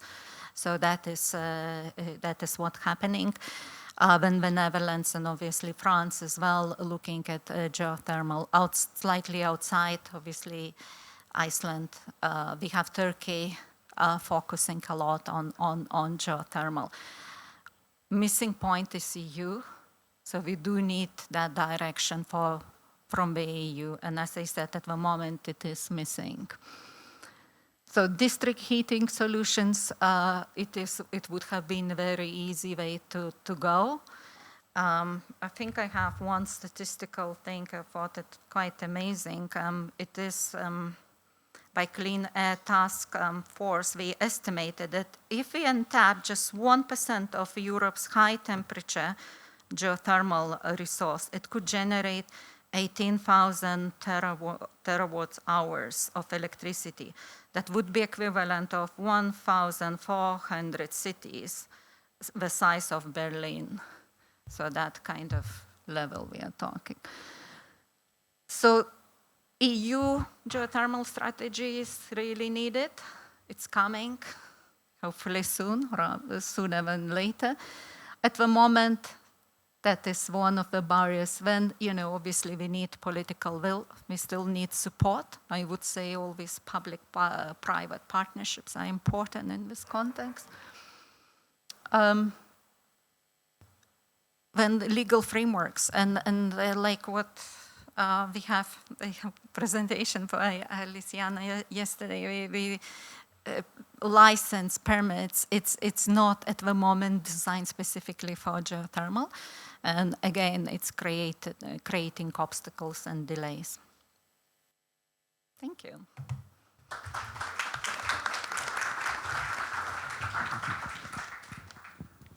Thank you very much, Professor. Finally, last but not least, Professor Saulė Milčiuvienė from Vytautas Magnus University in Lithuania will close the session with a presentation titled From Interconnections to Interoperability, the Regulatory Dimensions of the Baltic States Electricity Grid, offering insights into regional cooperations and integrations. Professor, the floor is yours. So, good afternoon. I am really very pleased to be in this conference. It's already my second time. And looking at the theme of a conference, I was working energy transition. So what is the topic? What it means energy transition? So I thought, okay, it can be technological, it can be organizational, let's say companies from monopoly to the competition, it can be from coal to the renewable, and so many topics. And thinking about it, that I understand that maybe for every region, the energy transition means a little bit different. Let's say, coming here to Poland, I understand that mining is a huge issue. Because in Lithuania, we do not have mines. So for me, it's not, for Lithuanian politics, it's not a big issue. It's never mentioned in our energy strategy and so on. So here I want to present the hugest transition in Lithuanian electricity system. And I just want to show an example how the chosen way, because our first presenter was talking about the crossroads. So it means that in energy sector we choose to go or are forced to go one way, and how long it can take to change. And here, From this historical already example, we also can think about our new issues, let's say hydrogen, green hydrogen. We are now putting a huge money to green hydrogen to demo sites. However, it's the question, do technology are really so mature? Because the price of green hydrogen is really very high now. The second issue, CO2 capturing and geological storage. What is really? Do we need to capture, or maybe this money is better to invest in energy efficiency questions? So here it's just the questions which has to be answered and the decisions should be made. But here my example of Lithuania, and here it's the why I shouldn't to decided to show it, because it took 35 years to connect from Russian-Belarusian grid to European grid. You can imagine only almost half of a century. Being an independent state, we were fully included in Russian and Belarusian electricity system. And my question was, why so long? And one of my just presentation aim is to show why and to look at the political documents, at the physical changes, why really 35 years we were in Russian electricity grid. And you know, it's not now a question about the energy, about this geopolitical issues. You know, we have not only problem with energy, we have also problem with rails. Maybe you have heard that now it's usual thing that Vilnius airport is shut down because of drones, because of some balloons, and so on. And we have only one train per day going to Poland. So it means that the connection with Western Europe is absolutely shut down when these two main airports, Vilnius and Kaunas, is shut down because of balloons and drones. And even flying here to the Katowice, I was sitting 1 hour in the plane because drone was circling according Vilnius airport. So it's the question of infrastructure. Here, grids, it's also a question of infrastructure. And it's why? Why 35 years? And what we did? So first I will look a little bit about the physical changes, then I will go to the energy strategies, and I look how in the political will was expressed the desynchronization from Russian grid and then to the future perspective. So what we did in order to disconnect from Russian-Belarusian grid, of course, it was domestic infrastructure, and it was not the hardest part. Then we had interconnections. First, our interconnection was with Poland, 2015, the second with Sweden. And these interconnections, we already had lines, but the problem was that it was working according to different standards, and we do not have synchronizations. And of course, we already also installed some batteries for security issues and for energy storage. Yes, market liberalization was a funny issue in Lithuania. Why? Because we know all these electricity liberalization laws, it was, if I'm not mistaken, in 1996, first directive on electricity market liberalization. And of course, lawyers was very happy to introduce new laws about electricity market. But what market if we have no real interconnection? If 70% of electricity after shutdown of nuclear power plant was coming from Belarus. So what electricity market can be? So we were just, how to say, playing electricity market. And now looking at the strategies, I'm sorry. So here our energy strategies, how they were enacted, and what we said about the connection to European grid. So I made a thematical analysis, I'm sorry, and tried to look to 4 main questions. How we are in our strategy. So first, interconnection, so it means physical lines. When it was related to inner infrastructure, also the electricity market, and fourth, desynchronization. So these 4 main questions and how we were just discussed in our energy strategy. So of course, the aim of electricity market was very easy in law and so on, and in 2000 years we can already see them. But looking to the energy infrastructure, we can say that till 2007, the energy strategies were mainly focusing on inner infrastructure and not paying much attention to the connection.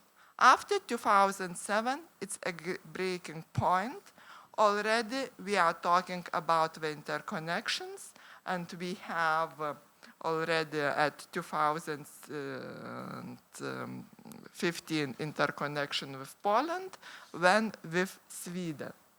And here we are going to desynchronization. Desynchronization is our aim only from 2012.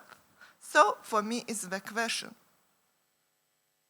why so long we do not have so well explored political will to desynchronize?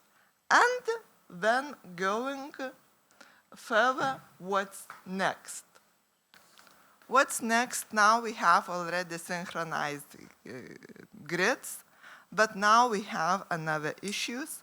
But here we are already with all European Union. Interoperability.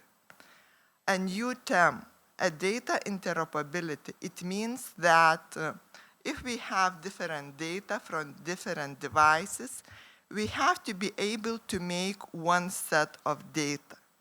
However, as now was talking from the distribution system operators, they said we have basically 16 type of smart meters, and data from them is not interoperable. So it means we need a standardization to make able this data interoperable. Why we need? Because these data are needed to train artificial intelligence systems. Because only when data is a lot of data, we can have this system trained. And what is the next?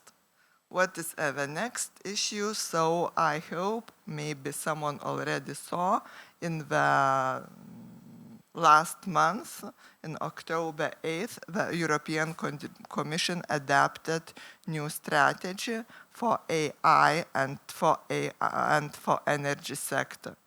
So the main developments is new system for the optimizing energy grids, then developing a standards documentation, and also established a trust in AI system. Of course, about AI, there are many discussions how really we can use them for critical infrastructure, but the main issue that if they work, they can really help a lot. And here I think that European Union is a little bit under the pressure from China, from United States, because if we fail to adapt them, we can really leave far behind.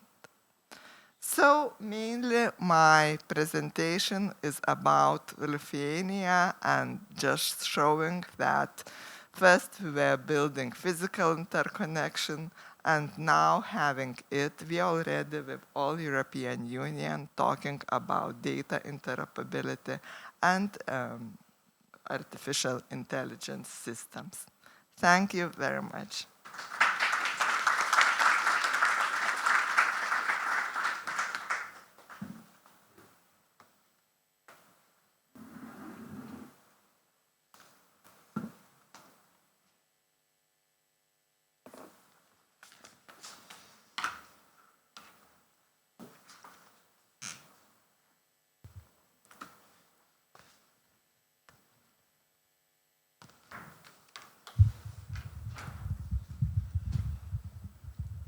Thank you very much, Professor, for your speech.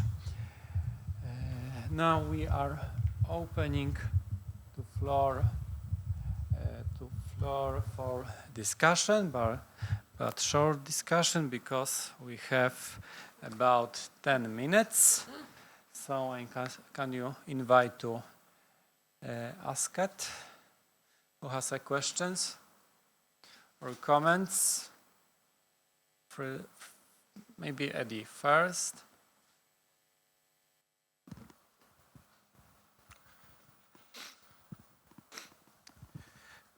Thank you.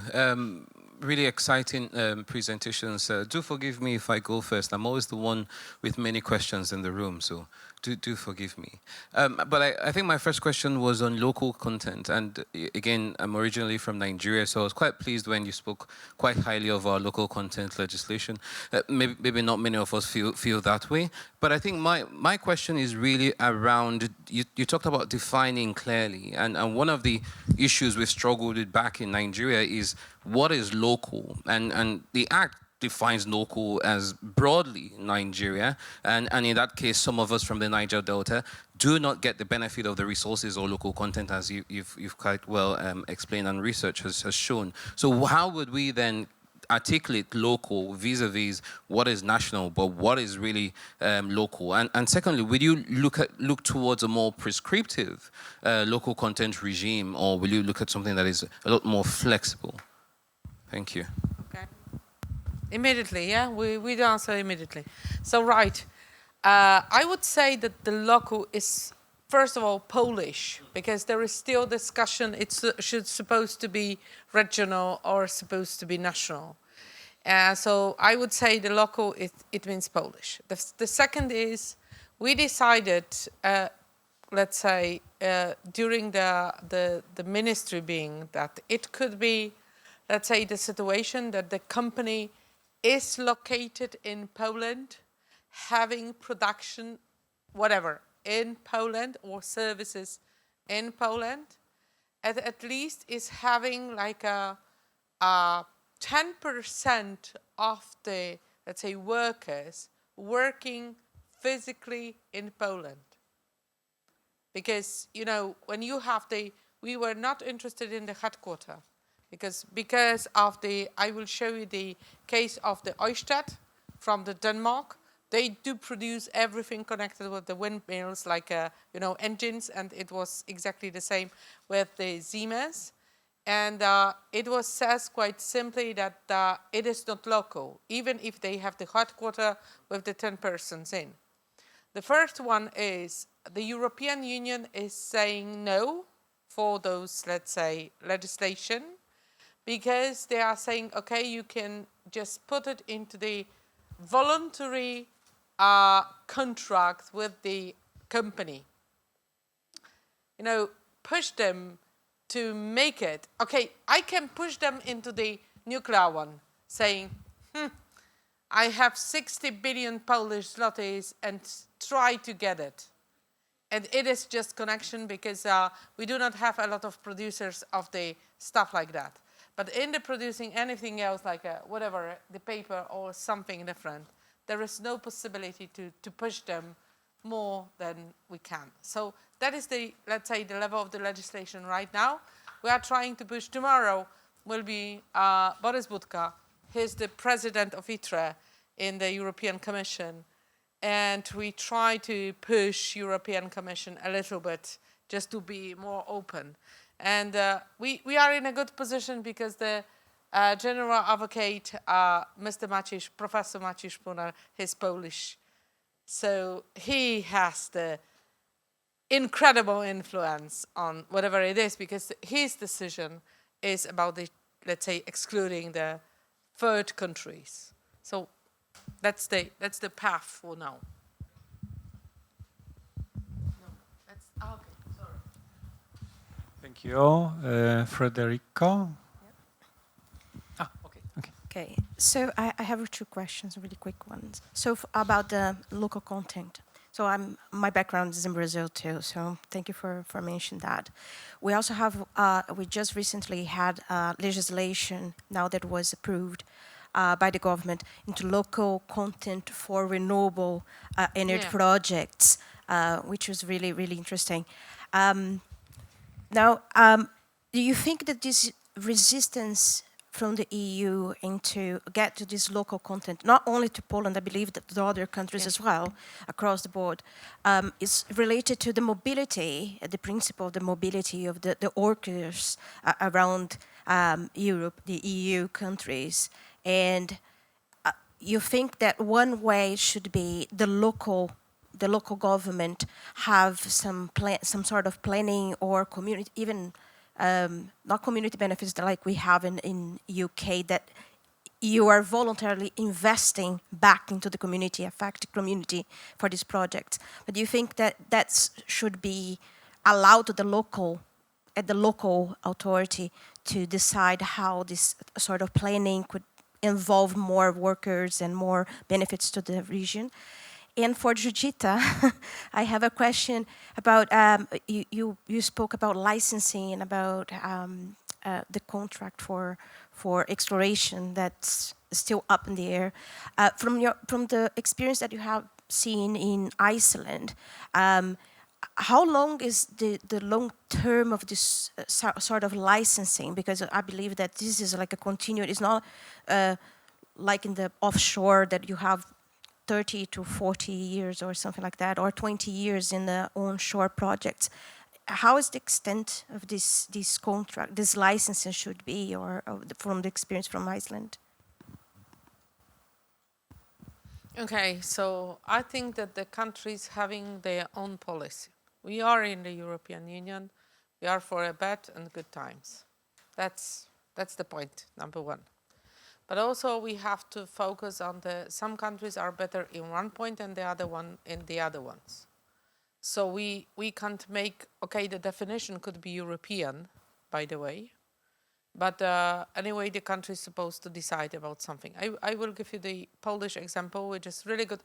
The president of NEA, he will have the presentation in the minute, but they have the, let's say, the case which is saying quite simply they would like to, let's say, change coal for the gas, and they would like to cooperate with the Polish companies, but there are no such producers in Poland.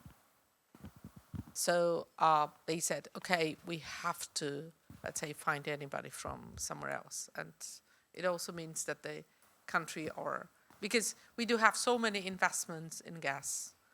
It's not because we do not having those skills, because the number of the, let's say, investments is so big. So that's why, so that's what you said, the country is, in my opinion, supposed to be absolutely free.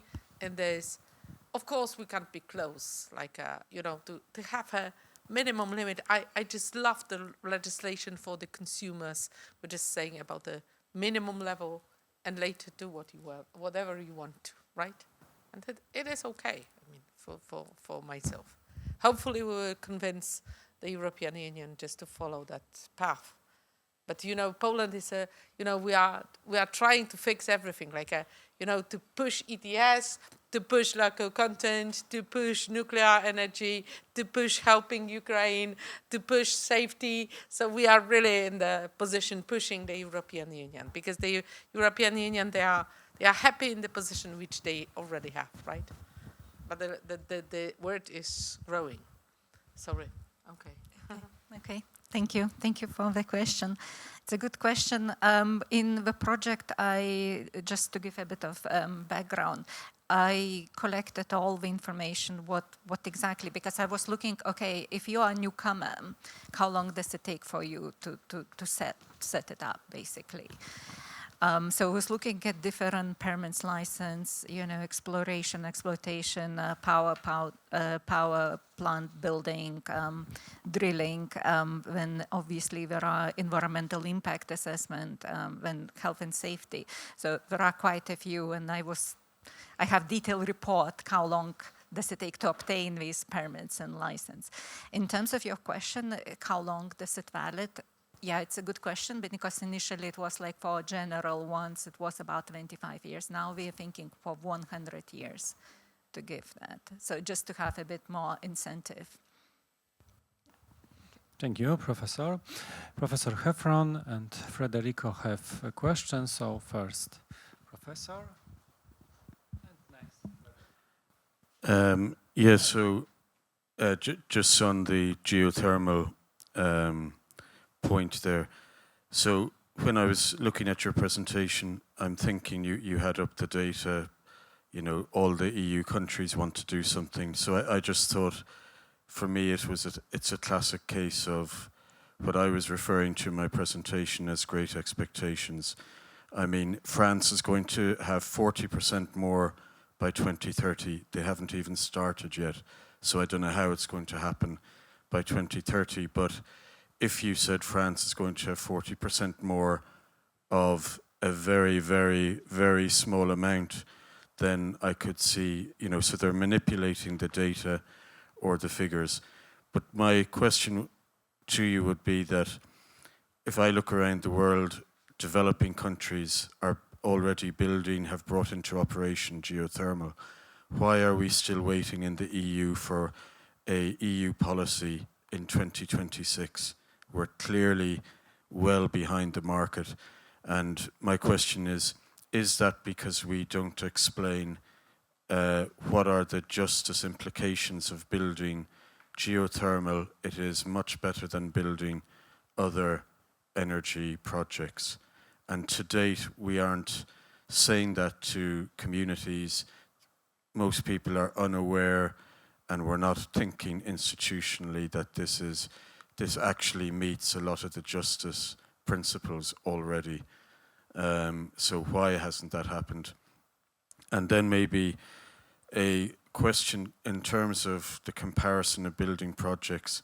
I just wanted Prof. Valeria's thoughts she had on her you had on your presentation, energy affordability. When people mention energy affordability, I always see that policymakers start pushing coal or gas plants, which they say are cheaper. We now know in the EU, solar, wind, geothermal, they're all possibly cheaper options. So when the rebuild is going on, when it happens in the Ukraine, what's going to happen? Are we going to get, is the Ukraine going to be pushed down? Oh, let's build affordable energy for everyone under the same old frameworks of 40, 50 years ago, or are they going to consider new alternatives? And then for Professor Katarzyna, I just wondered, a lot of legal research that I read in the journals, it's like thinking about imaginary futures. And that's why, let's say, I enjoy this conference where we talk a bit more about economics at an economics-led university. So how can we achieve the just transition if governments and companies don't start paying for it? Because, as I touched on it, who is paying for the just transition? So if we want to reskill, how can we have the multinationals with their huge balances, financial balances? They haven't paid much tax. They're located in Switzerland, some are in Holland, some are in Ireland. and then the EU citizen has to pick up the bill for the just transition. So, you know, should it not be a more balanced, let's say, cost framework for how we finance the just transition? Thank you. Thank you very much, Professor. Who first? Who, Professor? Okay. The first? Yep. Professor. Thank you. It is a great question, and yes, I can see your point about wishful thinking. It all, I think, depends on political will. I gave presentation countries that actually mentions geothermal. So France, you gave a good example. Some countries are quite vocal about what we are planning to do. To what extent it will be implemented in practice, it's a different question. So wishful thinking potentially. Others, we actually already took the steps. We already have some measures that, you know, you can see potentially it can happen. One thing for me from like reading about this kind of, I just don't understand sometimes from practical point of view, why countries not utilizing what we already have, because lots of countries in the past, we were looking for oil, you know, coal. So we already have knowledge about rocks. So geology, we have that knowledge. So why not to consider geothermal? Because you can build already what knowledge you already have. And yeah, I think it is just political will to make it visible, to make it practical. But if they don't have it, then yeah. So I mention EU because sometimes, you know, in other countries like coming from Lithuania, when EU says something, you deliver. It's not always obviously the case. So that's why I thought like EU makes it a bit more visible than, you know, for other countries to think about. But yes, at the moment, we can see that it is leading, EU definitely not leading, and I'm not so sure why it was excluded in the first place. I guess it's just, again, political thing. Nuclear, it's another aspect that you can probably, in France, discuss more. Thank you. Okay, may I add something? From the Polish perspective, it is a good idea. Geothermal in Poland, it is an incredible case, right? Because came into the law, into the political thinking in 2023, and one of the really very important person, but the priest, our favorite saint, let's say saint, yeah? Ojciec Rydzyk. The Polish people are laughing because he's a really funny story. And so he just bought the geothermal in Poland. And when the other government came into the force, they said, fantastic story. Maybe it will help us in the energy mix, but this, let's say, source is belonging to the person who is on the opposite political side. So we are completely not interested in. He can do whatever he wants to. Of course, he can push it into the system, but he is the owner of the, let's say, geothermal sources. So that was the reason that the Poland put it absolutely in the bottom of the discussion. So that was the reason. In France, the situation was really similar, but everything what is not nuclear, it's not really funny.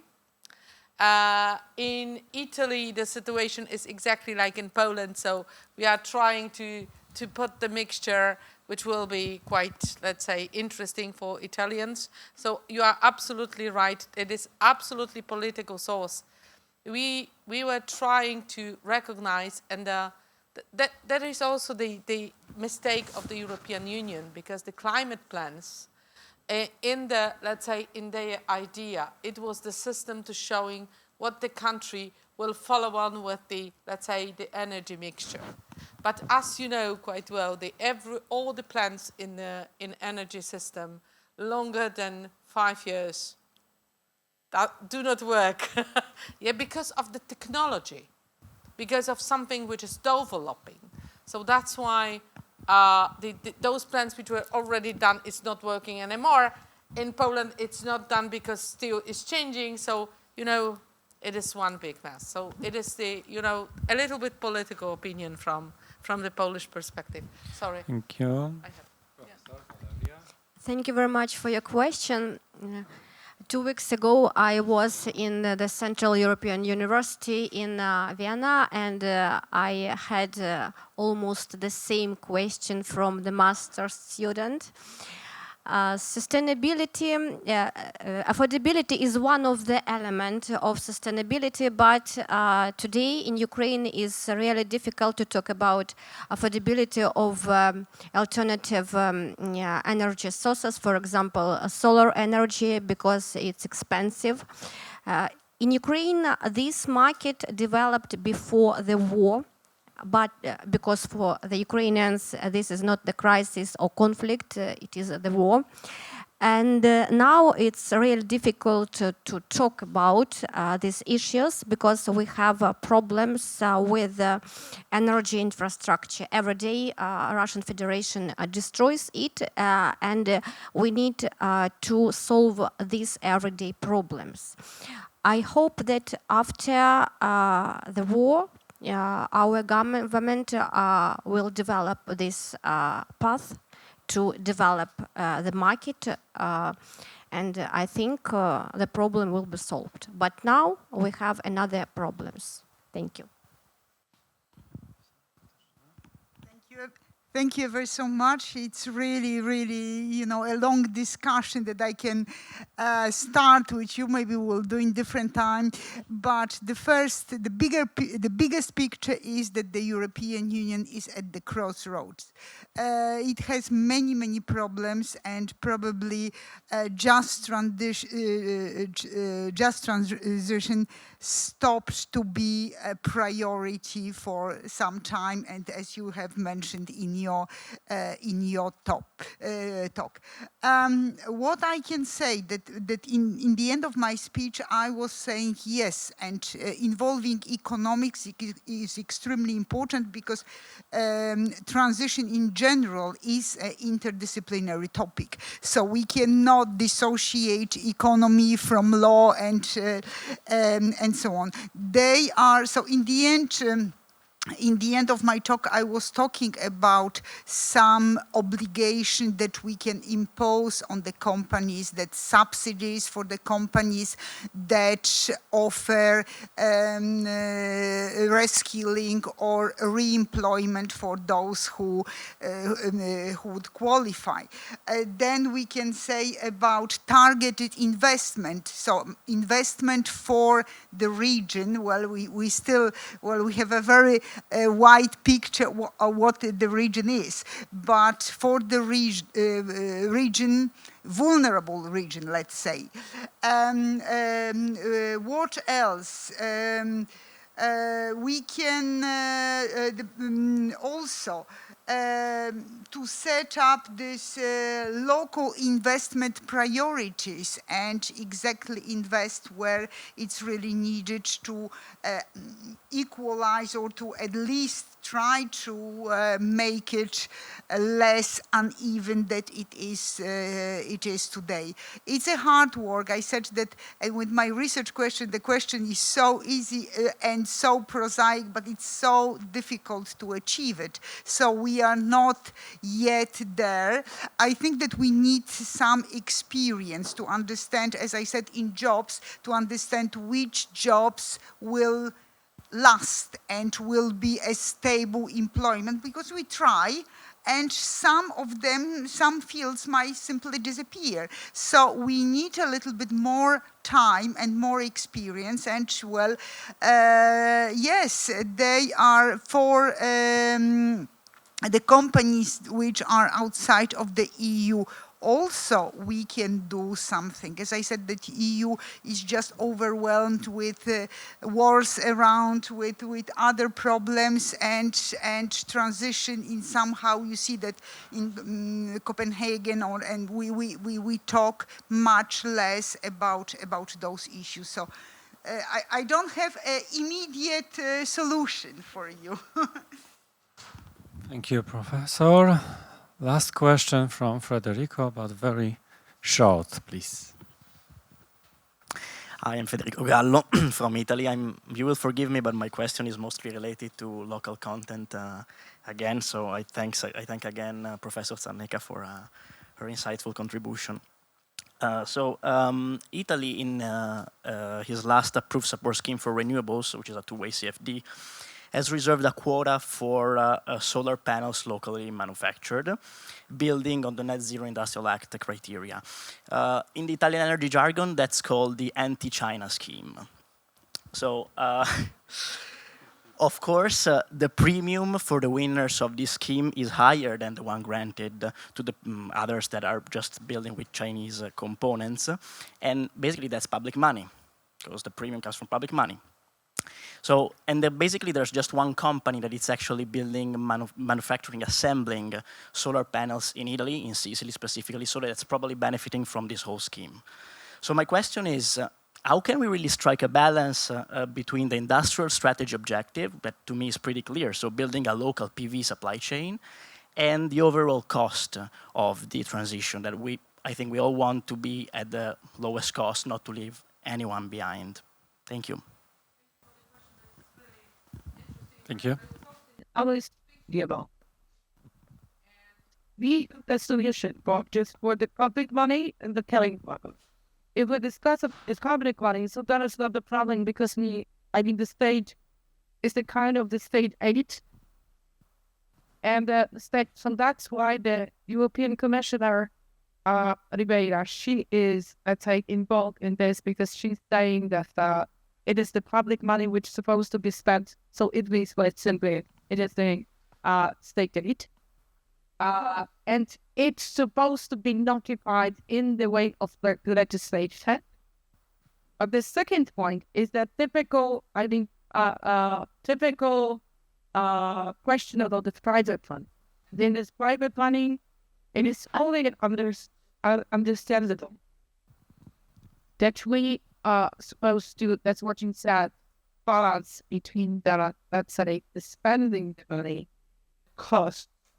And the local, it does not work. Yeah, okay. And the cost, and also the promoting the local society. We were listening to Professor Heffron, and he said quite simply that it's supposed to be, because this Nigerian company even put the, let's say, any point of the project, and they want the 6 billion. And also there is the question about, for instance, Orlen. They are spending billions in Poland. And this is private company located on the stock exchange, and everything is, we have the 0.40% as a state treasury in this. And they always saying, okay, it is too expensive, so we have to find the cheapest one because there is obligation of the management board and blah, blah, blah, blah, blah, blah, blah. And I'm saying, okay, 10% does not destroy the company. So that's my simple answer. We have to, the only one point which I am interested in, what's supposed to be percentage of their putting into the local society? There is the part of the law which I am interested in, let's say the regulation which is supposed to be given into the economics, and they, let's say, trying to get the costs. And we were, let's say, we having some research which is saying 10%. It's for Orlen, this is 0.00001, right? For the other companies, it is okay to have like a 10%, let's say, putting in and to do something for the local society. So that's my point of view, and that's my point. Thank you very much.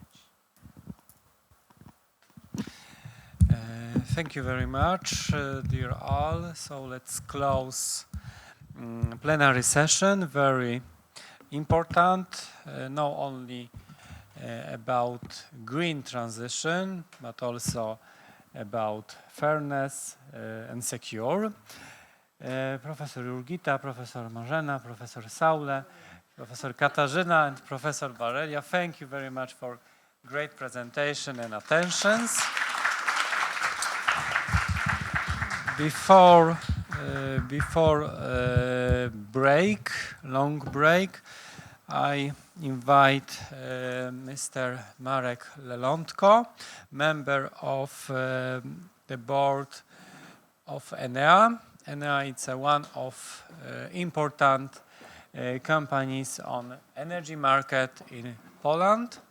Mr. Marek will speak about strategy of this company.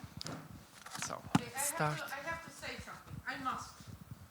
I'm so happy that I was in this panel because of one main thing, all the women. And energy market is incredible. Okay, thank you very much. Okay. Marek, take the floor. Okay. Thank you for invitation and having opportunity to present the story of transformation of Enea Group. But first, from the private perspective, I'm really appreciate that I can be here because I was a student here in the University of Economics. It was some time ago. It's visible on my hair, so it's a few years. I spent in my professional life in such companies as Vattenfall, Swedish concern, CVC Capital Partners, it was American investment in PKP Energetyka, but also in such companies as Tauron here, Enea Group, and partly also PGE, but it was very short time. For 2 years, I've been the CFO for Enea Group, and I'm really proud I can take part in a very huge transformation of that company. A few words about Enea Group. We've got a coal mine. It's here in the east, the best coal mine in Poland with the best numbers about production efficiency. We've got 2 big power plants on Vistula River, Kozienice and Połaniec. These are the coal power plants which we have to transform. And also we've got a quite big business here in the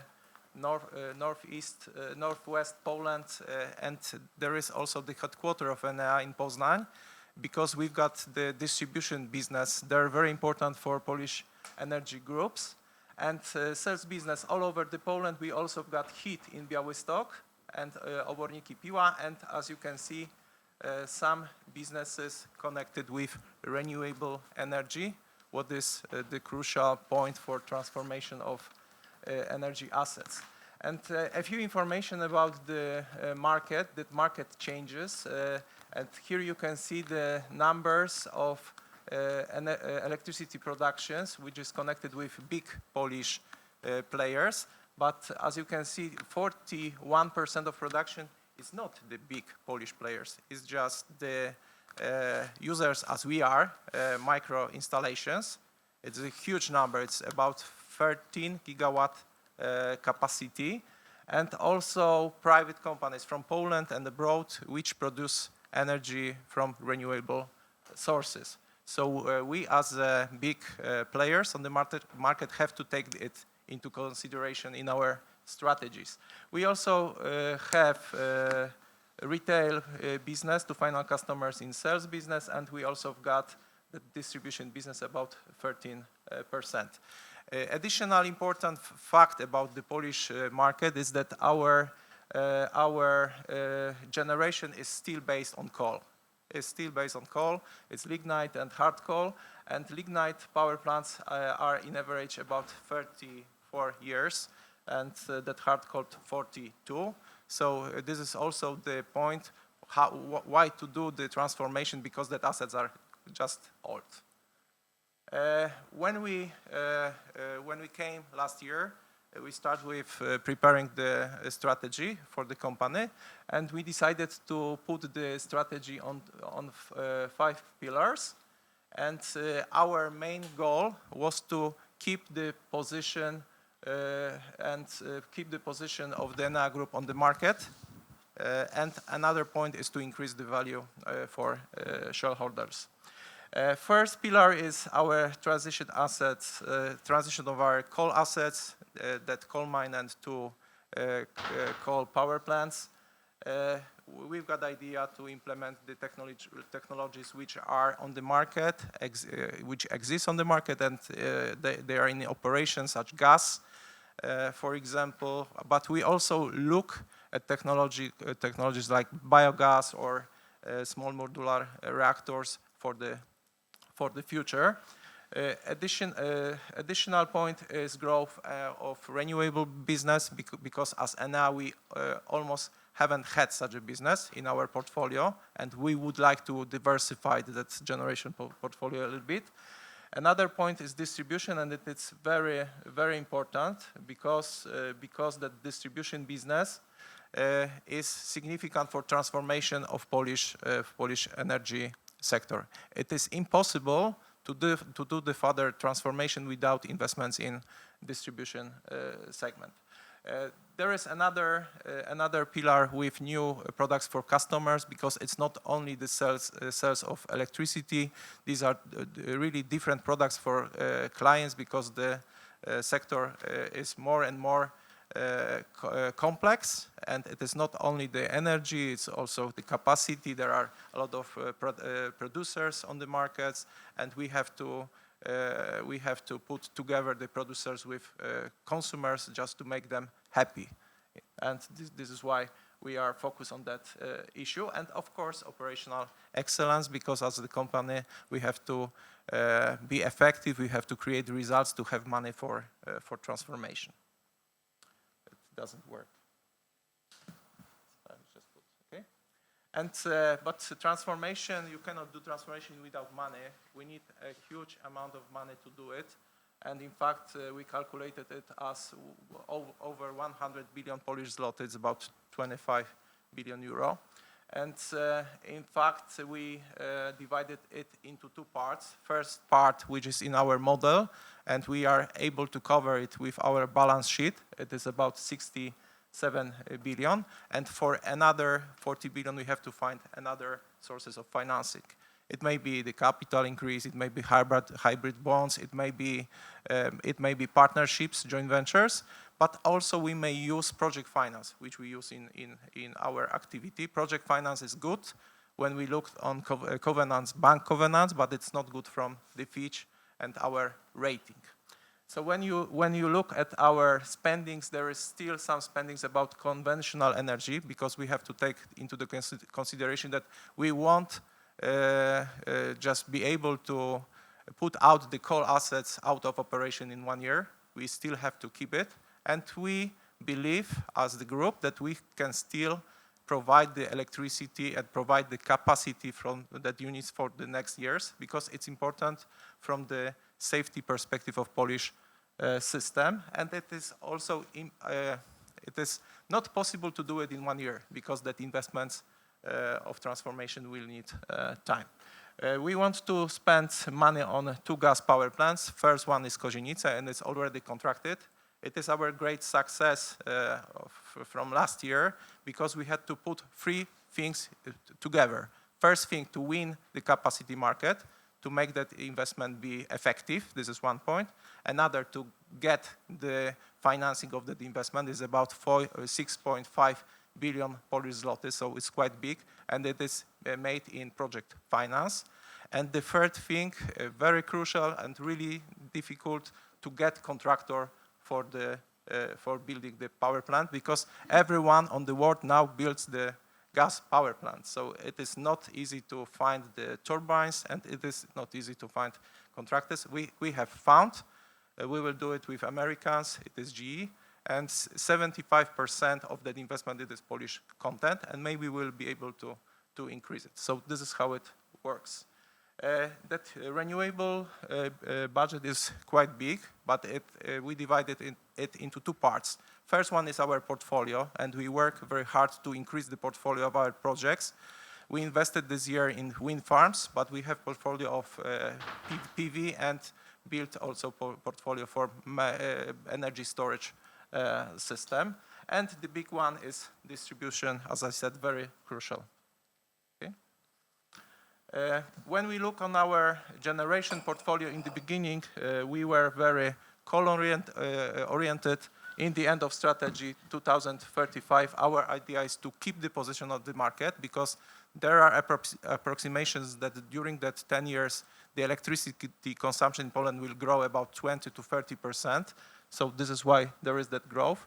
And to keep our position in the market as a generation, we have to invest in gas, and we have to invest in renewables energy. And there will be decrease of that coal element, but it will be also some biomass investments, because, for example, in Połaniec, we will be able to use biomass since the 1st January next year in whole power plant, so it will give us the reduce of CO2 emission. Just one picture from distribution, and this is our page from distribution company, and this is the page created for energy producers. And on the area of our activity, there are 200,000 energy producers. So it's not possible to steer it manually. We have to implement very complex SCADA systems and other systems just to be able to steer safety the distribution network on our area. But you can see here, it's with numbers, maybe just the crucial ones. These areas, we've got in the most dense area of renewable sources, we've got 22 times more capacity of renewable energy than is used on that area. So it is total change of our network, because I don't know, 10 years ago, the energy went from a few power plants to our final customers. Now are produced in 200,000 places, and sometimes when there is a wind and there is a solar, we have 22 times more energy that it is used on that area, so we have to put it to the network. So this is total change of steering that process. Some of our successes in the end. First one is that gas power plant in Kozienice, but we still going forward. We plan another gas power plant in Połaniec, but it is also the same story as it was in Kozienice, and it will be, I think, even more difficult. We started the project of greening 2 coal units in Kozienice just to be able to use the biomass. We also plan development of big-scale magazines, energy storage magazines in Kozienice and Połaniec. And about climate protection, we built 3 wind power plants, and as I said, we work hard to build portfolio of other renewable assets. And as I'm a financial guy, we've got quite a big successes in building the financing. First one, very important from the European Union perspective and Polish perspective, support from European and Polish donation program or cheap loans, because it will cost, and not to put all the cost to the customer, we need some support, and we use that support. We got 10 billion Polish zloty cheap loan for distribution development. We also get a lot of donations which help us to drive that project. Another one. And just to finalize, it looks that it is well perceived by our investors. This is the increase of the share price during the last 2 years. Today is even 160, because we've got quite a good days about our prices, but it looks that the work we do, so transparent communication with shareholders, all that transition facts, but also work on the organization, because we made the first survey of engagement among our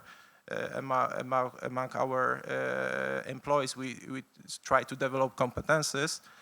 We take care of other shareholders, and it is visible that it is okay from the market. So thank you very much. Thank you, Iana.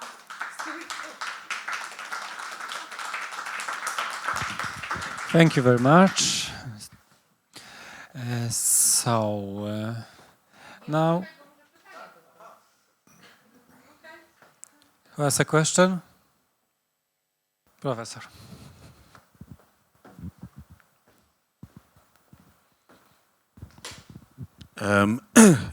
Yeah, so I'm just looking at the figure of 132%, but so I'm just wondering if you looked at how much money you've increased in terms of investing, would you expect, is that 132%, is that like a standard in the industry? How much above the industry average are you performing?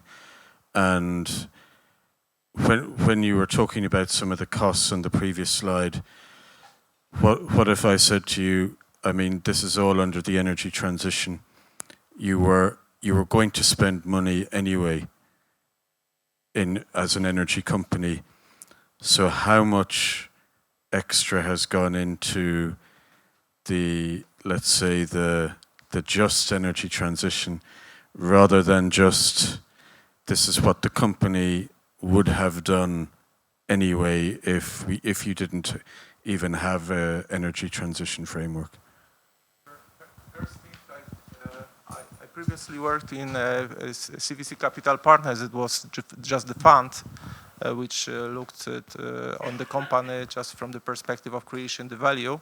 And in my opinion, the Polish energy companies, which are here on the graphs, are very underestimated, and there is a huge potential to increase the value of that companies. This is one point, but on the other hand, there are very huge challenges in front of us. The first challenge is coal mining, because there is a case of coal mines in Poland. We've got the best coal mine in class, but on the other hand, we do not have any donations. We are not in donation program, and Silesian coal mines are in such a program. So it is a risk for us. This is one point. Another point, the prices of energy are getting lower and lower, and it is of course very good for customers, but it is really more and more difficult to put together the efficiency in the projects. When you look on battery energy storage, just to say yes for the investment and for others also. So this is another issue. The third issue is about weighted average cost of capital in distribution. So payback in distribution, because distribution is regulated, and there will be the game between the energy price increase or distribution service price increase compared to the possibility of transformation. So in my opinion, there will be some movements to decrease the distribution service prices increase, and it will impact our possibility to transform. So it will be connected with that transformation. So we have to look at the prices of customers, and we are aware of it. This is one point. And the numbers we will spend will be connected with it. This is the story. And we also look on the regions. We've got a special program dedicated to that, because we are aware that someday in Bogdanka, so it's our coal mine, and in our power plants, there will be less number of people included in our business, because it's normal in transformation, because gas power plant needs less staff than coal power plant. So this is what we do.